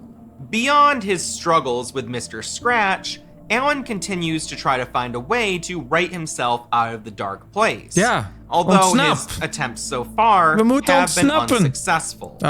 We've established that Thomas Zane was allegedly in touch with Cynthia Weaver, and similarly, Alan Wake has tried to send messages out to reality from the dark place. Tuurlijk. De manier hoe Thomas Zane die Cynthia Weaver, oftewel dat Lady of the Light mevrouwtje, die bang is voor donker en ook al die lampjes controleert. Je kan natuurlijk alsnog berichten sturen vanuit de dark place. En Alan heeft dat ook gedaan. In control. Ja. Messages from the dark place can travel through dreams as well as television and radio signals. Yeah. Messages can also enter the dark place. And while the mechanism that controls that flow of information is still a mystery to us, Alan has received glimpses of reality and has put those images into his writing. It is very much possible that Alan had this sort of power even before entering the dark place, possibly confusing his own form of clairvoyance with inspiration or creativity. Through prolonged isolation in the dark place, it seems as if Alan has begun to suspect that he may have a paranatural link to the world around him, one that allows him to see and know things that he couldn't possibly know otherwise, similar to how Clay Stewart began to know things about Alan Wake that he couldn't explain. After the 2010 Bright Falls AWE, Barry Wheeler reached out to the Old Gods of Asgard and became their manager. By 2012, the band was touring in support of a new single. Although the band was as unruly as ever, and their aging bodies really weren't equipped for the sort of depravity that they wanted to subject themselves to. Kijk, ik wou net zeggen, zijn ze niet echt freaking oud en nog met z'n tweeën? En dan gaat Barry, die gaat dus de manager worden. Hij kan niet meer de manager van Alan Wake worden. Want Alan Wake be like... Alan Wake is dood. Nou ja, dat denkt hij. Dat zal ik wel denken als hij zo lang weg is. Dus dan wordt hij de manager van de Old Gods of Asgard. Die twee oude rockers. En die oudjes die zijn misschien een beetje die hebben misschien... Robin kan erover meepraten, ook met haar lichaam ook en zo. Ja, dat weet je. Ik heb nu ook overal last. Nou. Barry Wheeler made the executive decision to call off the rest of their gigs and use the money that the band had amassed through a greatest hits album and the shows they did play to establish the Valhalla nursing home. Ja, ze hebben die nursing home ook echt gemaakt, toch? Ja. Volgens mij ook. En de Greatest Hits album, die is nu vorige week of 2 weken geleden dus ook echt gereleased voor pre-order. Je kan die letterlijk kopen in the real world nu.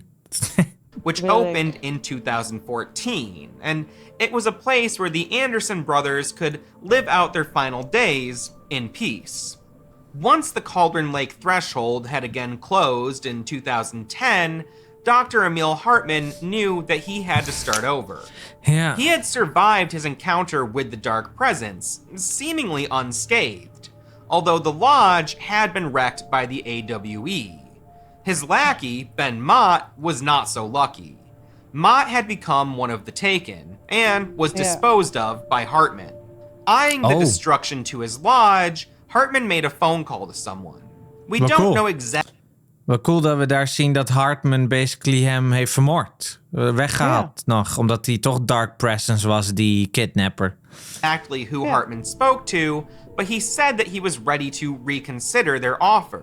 He also established that whoever he was speaking to was already aware of what had happened in Bright Falls. It seems likely that Hartman was speaking to someone at the FBC. Hartman saw himself as a serious researcher and scientist, and someone who was on par with the paranatural experts at the FBC. The FBC interviewed Hartman after the Bright Falls AWE, and he tried to present himself as their peer. However, due to the nature of Hartman's experiments, the FBC charged Hartman with violating paranatural law. They detained him, confiscated all of his research, and permanently revoked his medical license.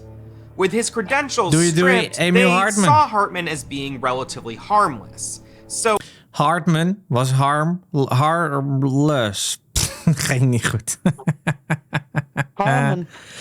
Maar inderdaad, Hartman die wou dus dan maar samenwerken. Alles lag toch in puin met de FBC. Maar de FBC die dacht nee. En hij heeft dus met zijn manier van operaten met al die bovennatuurlijke mensen die hij in zijn kliniek doet. Daar heeft hij allemaal dingen gebroken. Allemaal regels gebroken. En uiteindelijk hebben ze alles meegenomen. Alles waar hij ooit voor heeft gewerkt. En wat heeft hij dan nog over? Wat heeft hij dan nog over? Dus ze dachten ook, die gaat niet meer zoveel doen ook. Hij heeft sowieso weinig over, dus hij kan ook helemaal geen pijn doen aan ons. Dus we laten hem wel weer gaan, want hij zat best wel een paar maanden. Iets van 8-9 maanden of zo zat hij vast daar. En toen hebben ze hem laten gaan. So he was soon released by the FBC.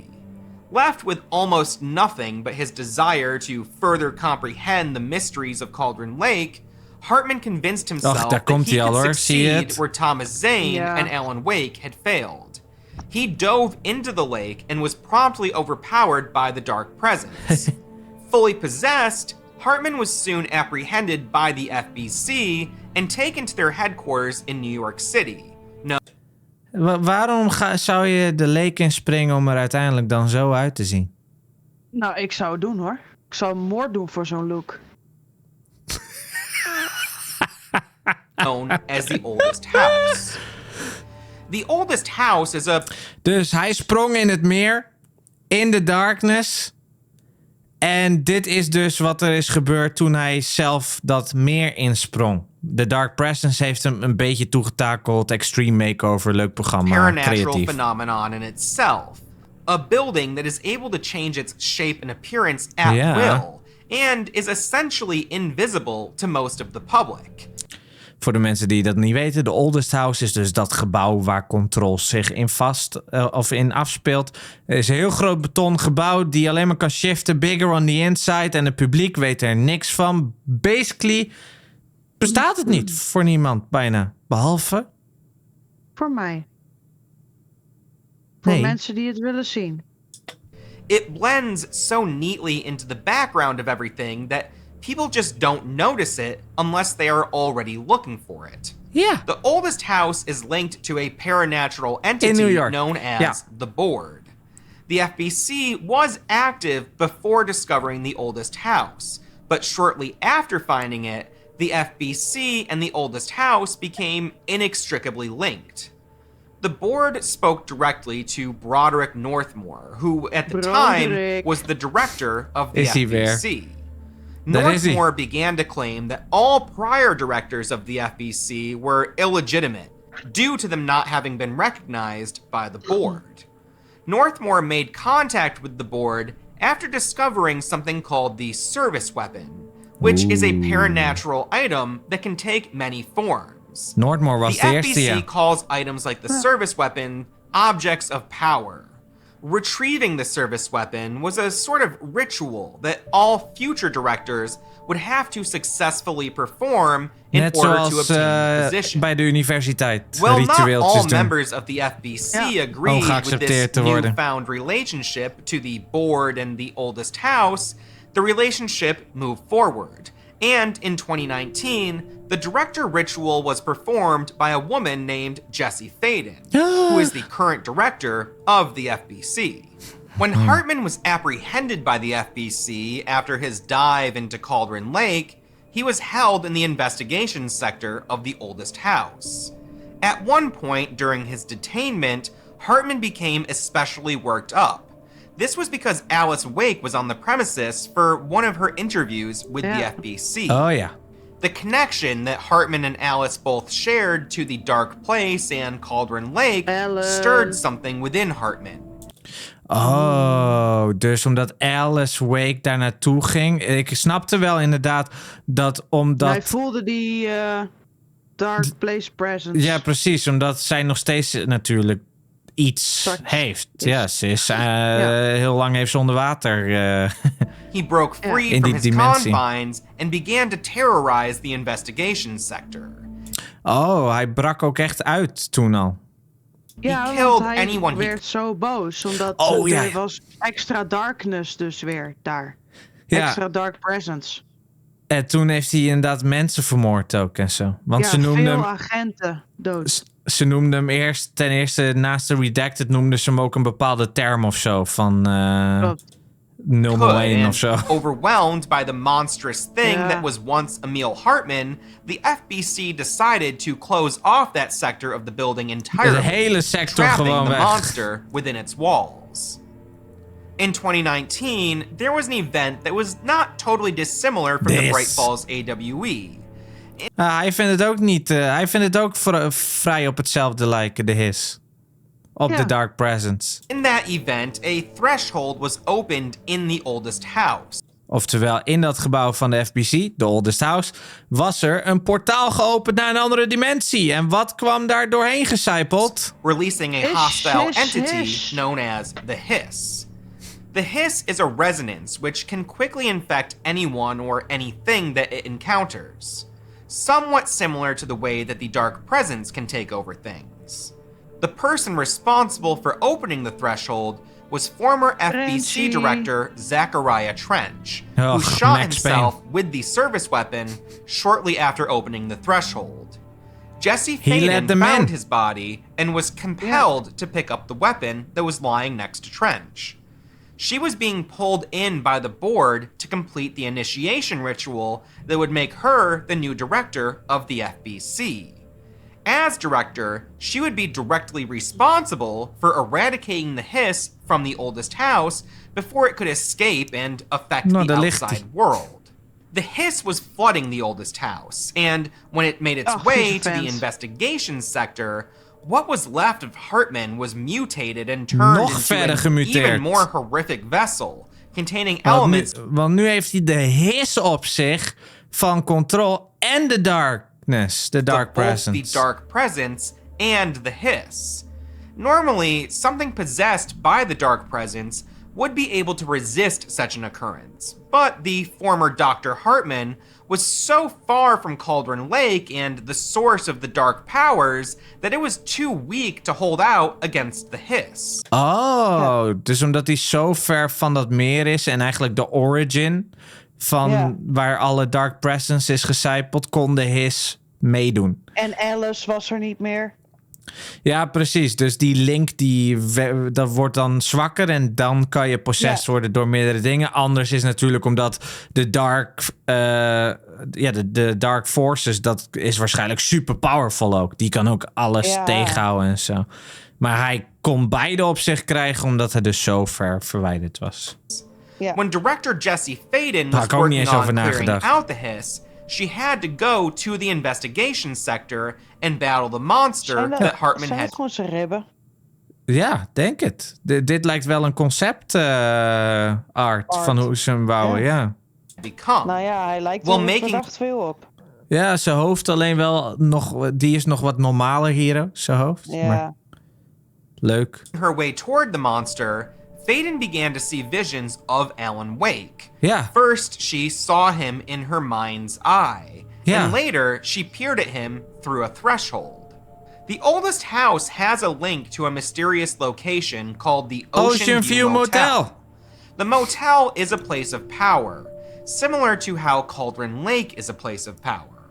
The motel doesn't appear to remain in one physical location, and can somehow manifest itself in different places. Ja, daar hoorde ik ook, dat kon je lezen, dat het nooit op dezelfde plek staat. Het kan gewoon van plaats wijzigen, maar het is wel een place of power zoals in dat meer.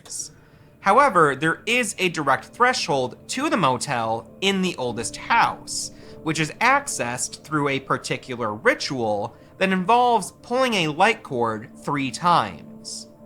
In the motel, there is a corridor with a series of doors. Each door is a threshold to another dimension, and it appears that one of these doors, a door marked with a spiral, is a threshold to the dark place. The dark place. Oh ja, rechtstreeks naar de dark place. Didn't actually enter the threshold. She did open the door and peek inside. What she saw was disturbing. At that point in time, Alan Wake had been in the dark place for nearly 10 years, and he was clearly suffering. Faden saw Alan speaking to another man who looked just like Alan Wake.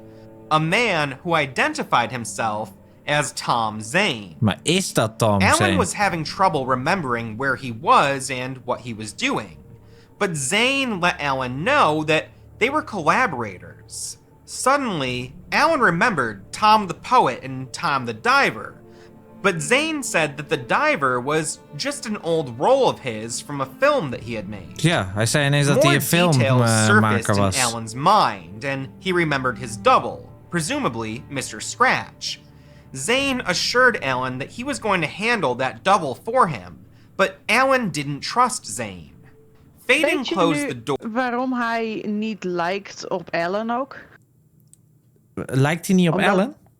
Nou ja, je zei van hij lijkt niet helemaal op Alan, zeg maar. Oh ja, klopt. Dat maar vond ik. Het is letterlijk de Alan van Alan Wake gewoon. Van dus 10 jaar geleden in de tijd. Dat begrijp ik niet helemaal.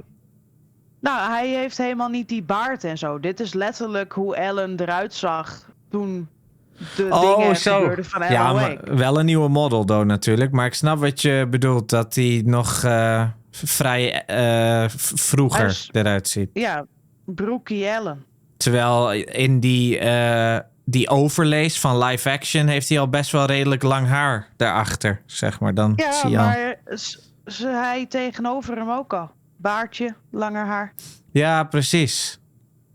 Maar dus Alan vertrouwde Zane niet hier toen. Nee, snap ik. Want het was een beetje raar. Het voelde een beetje off of zo. Confused by what she had seen. Thomas Zane was actually Jesse Faden's favorite poet. And although most of his work had been erased from reality, somehow Jesse was familiar with it. When she was younger, Jesse Faden quoted one of his poems to a psychiatrist that she was seeing. The psychiatrist attempted to look up the poet, but all they could find was record of a filmmaker named Thomas Zane, Alleen een filmmaker. who moved to the United States from Europe in the 1960s. While we don't know for sure how Jessie Faden was able to read Thomas Zane's poetry, it's possible that she found a shoebox that contained some of his works. Jessie is from a town called Ordinary in the state of Maine. In 2002, there was an AWE in Ordinary, during which a threshold opened up that released hostile entities into the small town. All of the adults in Ordinary disappeared during this AWE. Lijkt me fantastisch. Oh shit, ik ben tegenwoordig zelf volwassen. Ik wou zeggen, het lijkt me fantastisch als we alle volwassenen weg hebben. Maar ik ben zelf volwassen geworden. Dus laat maar. Dat doen we maar mooi even niet. Maar inderdaad, hier leer je over de Ordinary AWE. Ja, jij wil alle kinderen weg, hè? Ja. Yes, please. Ordinary AWE is dus het Altered World event van de plaats Ordinary, waar Dylan Faden en Jessie Faden samen opgroeiden. Alle volwassenen waren op een gegeven moment verdwenen na al het gebeuren. Eventually dispatched, and they attempted to round up anyone still left in the area. Jessie was only 11 years old at the time. Terrified, she ran away and was able to escape the FBC agents who had come to take her. Maar Dylan niet. After that, Jessie spent most of the next 17 years we kwamen erachter dat zij werd getracked. The FBC had entirely covered up the Ordinary AWE, and anyone who Jessie tried to confide in about her experiences saw her as delusional. Jessie Faden had a brother named Dylan, who was 1 year younger than her. Together, they found an old slide projector and a number of loose slides that had seemingly magical qualities. While the siblings didn't quite understand what they were getting into, the slide projector was an object of power, and it had the capability to open thresholds. Each slide represented another threshold and another dimension. Through the projector, Jessie and Dylan made contact with a seemingly benevolent entity, which Jessie refers to as Polaris. Polaris bonded. Daar is ze. Polaris. Ja, dus Jessie en Dylan, de ene ontsnapte. Dylan werd meegenomen door de FBC. En hier wordt dus verteld over dat ze die slide projector vonden. En dat een object of power is. Een slide erin, mooi aan de muur. Ineens een gat in de muur, een dimensie. En in een van die dimensies van al die verschillende slides die ze erin kunnen gooien, vonden ze deze entiteit genaamd Polaris. En dat noemt zij natuurlijk haar guiding star. Die begeleidt mij overal naartoe. Daar horen we haar constant tegen praten. With the siblings, creating a sort of psychic link to each child. This bond also gave the siblings paranatural abilities. The projector also brought forward daardoor werden ze ook gewoon superhelden. Hostile entities, which were ultimately the main cause of the Ordinary AWE. When the FBC agents came to Ordinary in response to the AWE, Dylan was captured by them. Sad. He spent the next 17 years at the oldest house, Groei being op. monitored and subjected to a series of experiments that attempted to gauge his paranatural potential. Jessie never forgot her brother, and although she spent many years seemingly wandering from place to place, she never stopped searching for the truth behind what happened to Dylan. It was that search, guided by Polaris, that brought her to the oldest house, and inadvertently led to her becoming the director of the same organization that had torn her family apart. Sometime after the Ordinary... Dat is eigenlijk wel dubbel. Zij is nu de leider van de organisatie, waar het eigenlijk voor haar, van haar kant en haar families kant helemaal fout ging. Wojo. WE, the FBC led a program focused on repopulating the area. And in 2012, a woman named Samantha Wells bought a house in Ordinary. It was an old house that she wanted to fix up and turn into the house of her dreams. She documented this renovation progress on a blog called this house of dreams. Ja, klopt. According to her posts, she found a shoebox in the attic of the house that contained a series of poems, as well as some photographs of a diver and a woman. Ook even eerlijk, die website dus, die is echt canon. Die is echt door Remedy gemaakt. Dus dat is wel echt... op dit moment in ieder geval, of ze moeten dat op een gegeven moment herschrijven, is dat canon. Dus die vond ook een schoenendoos met ook foto's van een duiver. Although kent. Ja, maar dit is een Samantha Wells, hè? In 2012. Een Samantha Wells uit 2012, die wil wonen in Ordinary in 2012. Omdat een oud huis opfixen. Ja, die wil ze haar droomhuis. Van Jessie misschien? Ja, zou kunnen inderdaad. Dat Jessie dan dat ook kon vinden, die shoebox. The faces of these individuals were blocked out by some sort of ink blot. The poems were by Thomas Zane.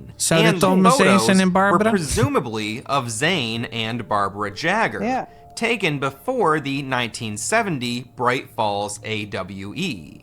Among these poems was one that contained the line, "Beyond the shadow you settle for, there's a miracle illuminated."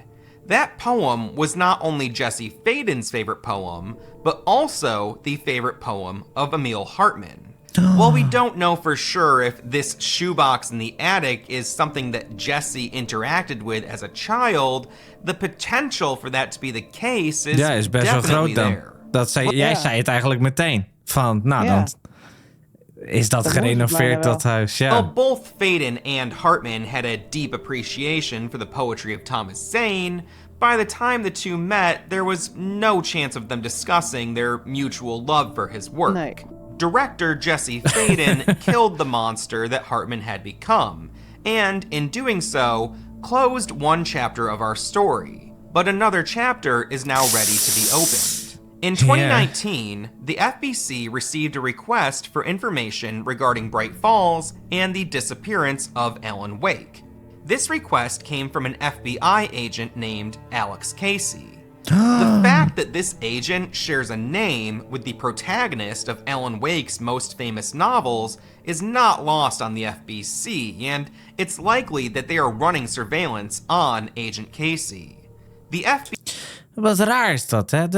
Er is dus een agent Casey die wil meer weten over wat er is gebeurd in Bright Falls. Maar Casey, Alex Casey, dat is precies de naam van de persoon waar Alan Wake over schrijft. Al die boeken die hij schreef, die hij uiteindelijk... Hij heeft Alex Casey vermoord aan het einde van zijn boekenreeks. Hoezo bestaat hij? Want ze kunnen geen mensen ineens maken of zo in de echte wereld. Dus misschien is Alan Wake een con artist of zo. Heeft hij, wist hij altijd al van een persoon genaamd Alex Casey af? Of wie weet bestaat er een Alex Casey precies zoals hij hem heeft geschreven. Alleen was het nooit zo'n hard-boiled officer. Dus was zijn verhaal gebaseerd op een echt persoon. FBC honored Casey's request, but heavily redacted the documents that de FBC die gaf wel Casey de files, maar gewoon overal zwart. were sent to him. This investigation by Alex Casey, the involvement of the FBC, and the complex relationship between Alan Wake, Mr. Scratch, and Thomas Zane all helped to form the basis for Alan Wake 2. Yep. And with that, you should be pretty well caught up on things. Yay! Now, let's revisit some of those mysteries that we identified during this recap. We are caught up! The team behind Bright Falls worked hard to stay true. Oftewel, als je tot dat allemaal een beetje hebt meegekregen, dan ben je helemaal caught up en ben je ready voor Alan Wake 2. Voor ons was het ook nog meer een refresher of wat elementjes van werkte dat zo? Want ik heb dus iets van 3 tot 4 elementen dat ik helemaal verkeerd zat met hoe ik het had ervaren. Nou, ik moet zeggen dat we toch al wel heel veel al wel wisten. Ja, maar heel veel wisten we wel. Want wij hebben dat op een hele coole manier doorgespeeld. Door wel stil te staan bij de stories. Door wel hardop na te denken. En zo hebben we best wel veel zelf gewoon weten te fixen. I love that. Ik vind dat zo mooi. Want je hebt zoveel gamers die er dan snel doorheen gaan en zo. En dan snappen ze al helemaal niks. Maar we hebben er echt leuk doorheen gespeeld. Ik ben alleen maar trots op onze beide playthroughs die ik met Robin heb gedaan. Dan hebben we nog een aantal vragen waar die open over discussieert. Wie is de diver in deze? The Bright Falls. Canon. In episode 4, titled Local Flavor, Jake Fisher visits a general store. In the background, dat heb ik al op Reddit een keer gezien. Dressed like Ben Mott. The character only appears briefly in the background of this scene, but thanks to some sleuthing by a dedicated Alan Wake fan, we know that this character was portrayed by James A. Smith, who also worked as the stunt coordinator on the show. IMDb lists this character from the general store scene as Ben Mott, but the show has no official credits posted anywhere else, so without further confirmation, this should be taken with a grain of salt. However, James A. Smith recently acknowledged that he also portrayed the diver on Bright Falls. Ja, maar dat zegt this dan could niks. mean that the diver from the opening scene is Ben Mott, which would make a lot of sense. In that scene, the person in the body bag that the diver deposits on the shore is Jake Fisher. That opening scene was inserted out of sequence. It was a glimpse into Jake's future in Bright Falls, which is clarified in a later episode. If Hartman saw Jake as a potentially useful resident of the Cauldron Lake Lodge, it would make sense for Hartman to send Mott out to follow Jake, just like he would do with Alan Wake. Again, without an official credits listing, this theory that Ben Mott is the diver is a little shaky. Wat is er? Vind ik vergezocht. But knowing how dedicated the Bright Falls crew was to staying true. Ik speelde ook de diver. Ja, nou ja, boeien. Dat kan dan alsnog compleet andere karakters zijn. Alan Wake, I wouldn't at all be surprised to find out that this theory is entirely accurate. The identity of Thomas Zane remains one of the most persistent mysteries of Alan Wake. Dat is eigenlijk wat je het meest op het internet leest. Verhalen over hoe Alan Wake en Thomas Zane, hoe dat is gewikkeld. Iedereen heeft zijn eigen idee erachter. Maar wie is het nou? When Alan first encounters the Anderson brothers, they call him Tom. When we see Thomas Zane in control, he looks identical to Alan. Dat is wel zo. Die old gods, die noemen hem Tom vanaf het eerste moment dat ze hem zien. En in de cabin of de instituut, hoe je het ook maar wil noemen, ook nog weer. Ja, hun noemen hem ook Tom, inderdaad. Dus waarom zien zij Thomas Zane in Alan Wake? Dat is de grootste mysterie eigenlijk van de game, denk ik wel. Alan Wake. Ja. Throughout the first Alan Wake game, we never actually see Thomas Zane's face. Nee. Does he actually look like Alan, or is that just some mechanism of the Dark Place giving Zane that appearance? Honestly, there are no clear answers to this one. Nope. The best guess that I can give is that Thomas Zane was indeed a filmmaker at some point in his life, and he later started writing poetry in Bright Falls before disappearing into the Dark Place, but none of that accounts for Thomas Zane looking just like Alan Wake. In Control... Daarom blijft het populairste verhaal erover dat Thomas Zane Alan Wake heeft geschreven, of dat Alan Wake Thomas Zane heeft geschreven, one or the other. Jesse Faden can find some confiscated audio recordings made by Emil Hartman. Ja, dat was die laatste die we oppakten. Hartman says that people in Bright Falls had reported seeing Thomas Zane after Alan Wake disappeared into Cauldron Lake.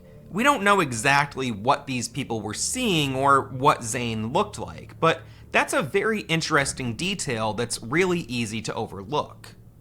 In Alan Wake Illuminated, which is a book covering the making of Alan Wake, it says that there is a lot about Zane that didn't make its way into this first game.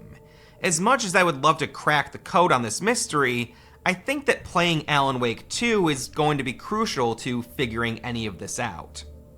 When Alan Wake first met Ben Mott said, "Congratulations, you're going to bring about something glorious and terrible once we get you some proper editorial control."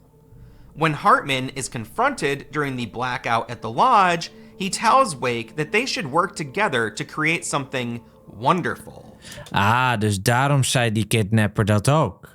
Die kidnapper die zei dat omdat hij werkte voor Emil Hartman ook in zekere zin. En die wisten al een beetje hoe dat dan werkt. En ze willen die krachten willen ze eigenlijk controlen.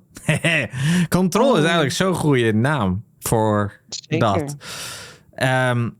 En daarom heeft hij het over editorial control. Ze denken, oh, Alan, het lukt met Alan. We willen daar gebruik van maken met z'n allen. Dat is eigenlijk wat er gebeurt daar.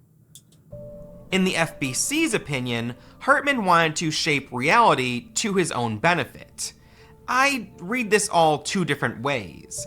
In one sense, Hartman may have wanted to create a reality that fit his own selfish desires. However, that line from Mott about something glorious and terrible really makes me wonder if Hartman wanted to unleash the dark presence into reality and thought that he could somehow benefit from doing so. Hartman was definitely aware of the dark presence and knew that light could be used to battle against it, both literally and figuratively. But maybe he also thought that light could tame it in some way. With Hartman now dead... Dus het is eigenlijk onzeker of Hartman een positieve impact ermee had of een negatief. Ja. Iets in die richting. Dat weten we eigenlijk niet. Maar dat hij iets wou met de darkness en er geobsedeerd op was, dat is zeker. It's unlikely that we'll get any further clarification on this, but it's still a fun one to think about. Ever since players first dove into Alan Wake, there was discussion online about who made who. Did Thomas Zane create Alan Wake? Did Wake create Zane? How did Zane know about Alan's childhood? Was the story about the clicker even true? All of this stuff about the clicker and Cynthia Weaver holding on to the shoebox was confusing for players, but it was confusing for Alan Wake as well. He asked the diver about the page, to which the diver replied, "I am not the author of your story." Okay, fair enough, but the diver technically isn't Thomas Zane, it's the bright presence just using the form of Thomas Zane. So, if that's the case, it's possible that Thomas Zane did write this manuscript page, and somehow knew about Alan's life before Alan even showed up in Bright Falls. It's also possible that Zane and Wake have been longtime collaborators. This is another one of the more persistent mysteries in the Remedy-connected universe and the story of Alan Wake. At the time of making this video, I haven't yet played Alan Wake 2, but I get the impression that if we're gonna solve this particular mystery, we're gonna need to play that game first. And I also believe that Alan Wake 2 is going to present its own series of mysteries for players to get into. Zullen genoeg nieuwe mysteries in die game zitten. And I thank you for getting into these ones with me. If you've stuck around this long, thank you. If you want to support the channel, you know how to do it. There's links down below. You can like, subscribe, channel memberships, Patreon. It's all there. Please share this video with anyone you think might enjoy it. And until next time, see ya. En zo zijn we ready. En zo zijn we ready. Met groot dank aan Hidden Machine. Hij doet zoveel dingen uitgebreid over de lore. Hoe krijg je het voor elkaar om zo'n video in elkaar te zetten van 1,5 uur en dan ook nog niet langdradig te zijn, zeg maar. Gewoon snel door al die storypoints heen te gaan. Maar wel duidelijk en basic Nederlands, Engels communiceren. Ik zou te moeilijke woorden gebruiken. Dat was een hele mooie piece. Wij zijn ready voor Alan Wake 2. We zijn ready. We zijn er helemaal klaar voor. Woehoe! Ready, Freddy. Er komen nog meer gesprekstoffen over Alan Wake. Waarschijnlijk bij de nieuwe Alan Wake game. Maar ik ben echt, once again, mijn main takeaways zijn... Ik ben heel trots over hoe ik met Robin die games heb gespeeld. Want heel veel hadden we gesnapt, gewoon. En is van ons duidelijk. En we hebben veel lore meegepikt. Want ja, je moet bij bijna alles 100% en overal bij stilstaan wil je alle lore meepikken. Maar we hebben zoveel lore meegepakt. Een aantal dingetjes, dat is soms ook buiten de games om. Dus dat is een beetje extra heftig. Daar neem ik iets minder waarde zelf van aan. Maar ja... Dat is weer even een refreshen. Ik moet wel zeggen inderdaad dat bepaalde elementen van Alan Wake mij nu alweer waren vervaagd.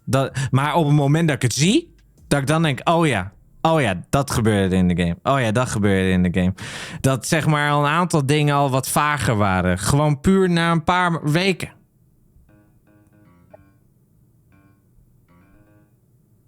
Ben jij er nog? Slaap je? Bijna. Oh, je sliept bijna. Wat zei jij? Gaat snel. Gaat snel. Dingen vergeten. Oh, ja, gaat heel snel dat dingen vergeten. Dat is toch ook altijd met die test dat je in een kringetje zit en dat iemand dan moet doorvertellen wat de eerste heeft gezegd. En dat dan de zin helemaal anders is aan het einde van de kring. Zelfs zo snel gaat dat al. Dat is echt bizar voor woorden dat het al zo snel dan fout kan gaan. Nou kun je nagaan met zo'n hele universum en met zo'n hele wereld. Ready for Rumble, maar hoe zit het met die filmstukje? Welk filmstukje, Thomas? Waar heb je het over? Filmstukje. Weet jij waar Thomas het over heeft? Nee. Hoe zit het met het filmstukje? Helemaal in het begin. Oh, de serie die we keken. Wat is daarmee, Thomas? Wat is er met de serie? Dat speelt zich gewoon af voordat Alan Wake in Bright Falls aankomt. Ja, precies. Dat speelt zich precies daarvoor af. En dan zie je Alan Wake met zijn auto en dan komt hij binnen. Dan neemt hij de boot bij het begin van de eerste game en dat soort dingen. En dan begint het hele gebeuren. Maar dat is alvast een setup over hoe de Dark Presence ermee bezig is. Maar dat was nog zeker 1,5 uur of zo. Nee hoor. Nee, dat was gewoon een half uur. Die video die ging niet meer verder. Dat was het. Wat we hebben gezien. Dat was het. Dat was gewoon een playthrough van Alan Wake. Het begon gewoon met het begin van Alan Wake, de game. Maar dat hebben we zelf al gespeeld, Alan Wake. Maar die video had ook heel Alan Wake dat iemand begon met het spelen van de game. Dat vertelde ik voordat we het gingen kijken. Ja, alright, ladies and gentlemen people. We zijn ready for Alan Wake. Over 24 uur is hij uit. Alhoewel, dat is ook niet waar. Hij is over 36 uur uit of zo. In de ochtend is hij uit. Maar in de avond gaan wij hem spelen op de vrijdag. Niet vandaag, op de donderdag. Of morgen eigenlijk. What if Zane is to Wake like Polaris is to Jesse? Wojo.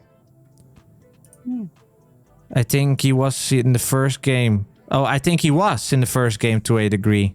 Damn. In the Control, Alan Wake has a hotline message that the hero needs a crisis and that he created the his. En hij zegt erover, I didn't mention that bit because I don't feel I confidently understand how it all works. Dus hij heeft nog wat gaten in de proces en daarom heeft hij de dingen dat Alan Wake dus zegt in Control, the hero needs a crisis en basically dat hij daarom de his heeft gecreëerd en Faden doet dit, Faden doet dat. Daar heeft hij dus niet op getackeld, omdat hij niet 100% zeker is hoe dat werkte. Maar dat hebben we ook gehoord in Control. Dat Alan Wake dingen typt, dat het basically leek alsof hij letterlijk de his heeft gecreëerd daar in de FPC. En wij dachten zelfs dat hij alles heeft gecreëerd, maar dat kan niet helemaal. Dus dat hij mogelijk ervoor heeft gezorgd dat basically Faden klaargestoomd is. Dat lijkt op dit moment de betere theorie. Dat Jesse Faden klaargestoomd is met dus ook dat rode gebeuren, de his in de control area. Dat Alan dat allemaal heeft geschreven, die problemen. En dat dan uiteindelijk Jesse nu ready is om een nieuw kwaad te gaan vechten. Imagine dat Control 2 het vervolg is van Alan Wake 2. Dat zij dan de superhero is die binnen kan breachen en dingen kan fixen. de darkness terug kan brengen. Dat zou zo meta zijn en zo cool. Dat zou echt amazing zijn als zij dat dan op een gegeven moment kan bestrijden. Thomas Zane is Alan Wake, or rather Zane created Alan to get out from the dark place. That's why he knew about Alan's past. That's why Alan looks like Zane. Alan is a self-insert in a grander story, which Thomas wrote to free himself. I don't know if that's definitely right, but the theory checks out at the moment. Ja, dat is het ook. That's the thing. The theory checks out. Dus, het zijn heel veel theorieën. Maar de story van wat er duidelijker is aan het verhaal, dat hebben we zoveel mogelijk hier proberen te vertellen, nog in kortere vorm. En ik hoop dat jullie hebben genoten van deze livestream. I thank you all for watching. Dankjewel voor de support, de follows, resubs, de chats. Of het nou op Twitch is, de mainstream natuurlijk, op Twitch, YouTube of TikTok. Dankjewel voor de hearts op TikTok. We zijn ready voor Alan Wake 2. Veel game-theorieën, zeker weten van Rockboy. Heel veel game-theorieën. We zijn ready voor Alan Wake 2. En vanaf vrijdag gaat dat los. En dan is het weer theoriseren. En vaste dingen bekijken wat er allemaal is gebeurd. En ja, Sam Lake die zit helemaal in zijn handjes zo van... Hihihihi, that is exactly what we want. We want people to think about our games. En dat is zeker weten gelukt. Robin, dankjewel voor het meedoen.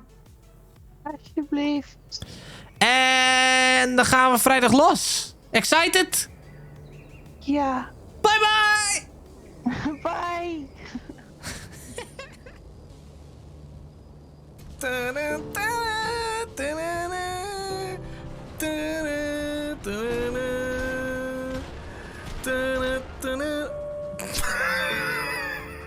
Oh my god, de koning wordt opgegeten! Hoe zing je? Even kijken vanuit de ogen van Nienke Percent. Wow! What? Het zijn niet echt veel mensen, hè?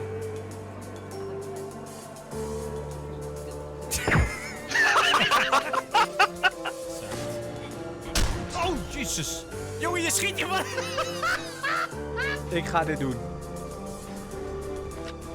Oh! Wat? Ik zag een tank vliegen. Dat was toch awesome? Oh. Timo, hoe snel kan je de ketting van die BMX'en terug opleggen, denk je? Ja. Goed antwoord, ja. Ik heb wel ammo, maar ik heb geen ammo. Ik zie hem weglopen. Wat? Wat de fuck? Hij kroop heel hard.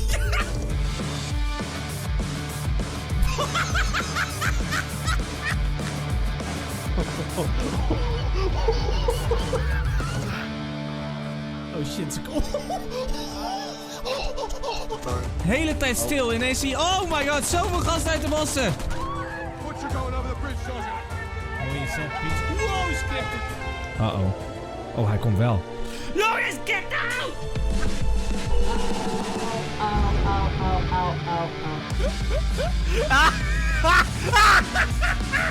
Die animatie bleef!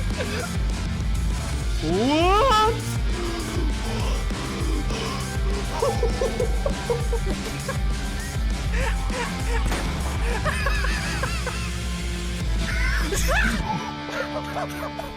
Am I doing it?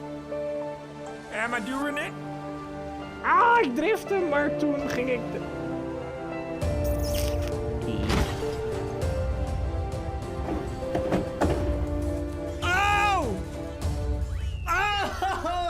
Gaat hij gewoon deze race zelf winnen en het kampioenschap nog meer koud?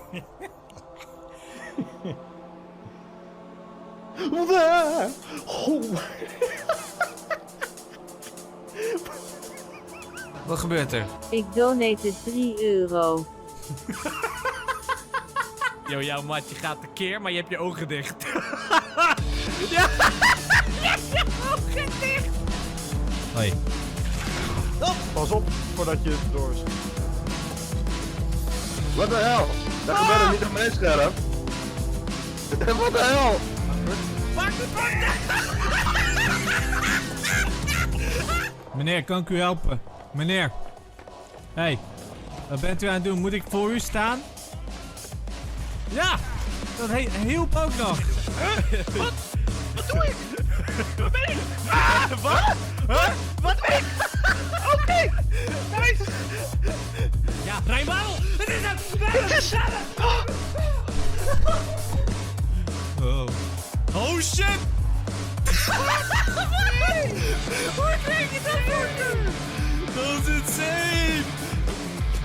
Kunnen ze dat ongestoord doen? Oh! Ik heb hem gedowd met mijn flarken! Relax, jongen. Oh! Oh! Come on, folks, hey!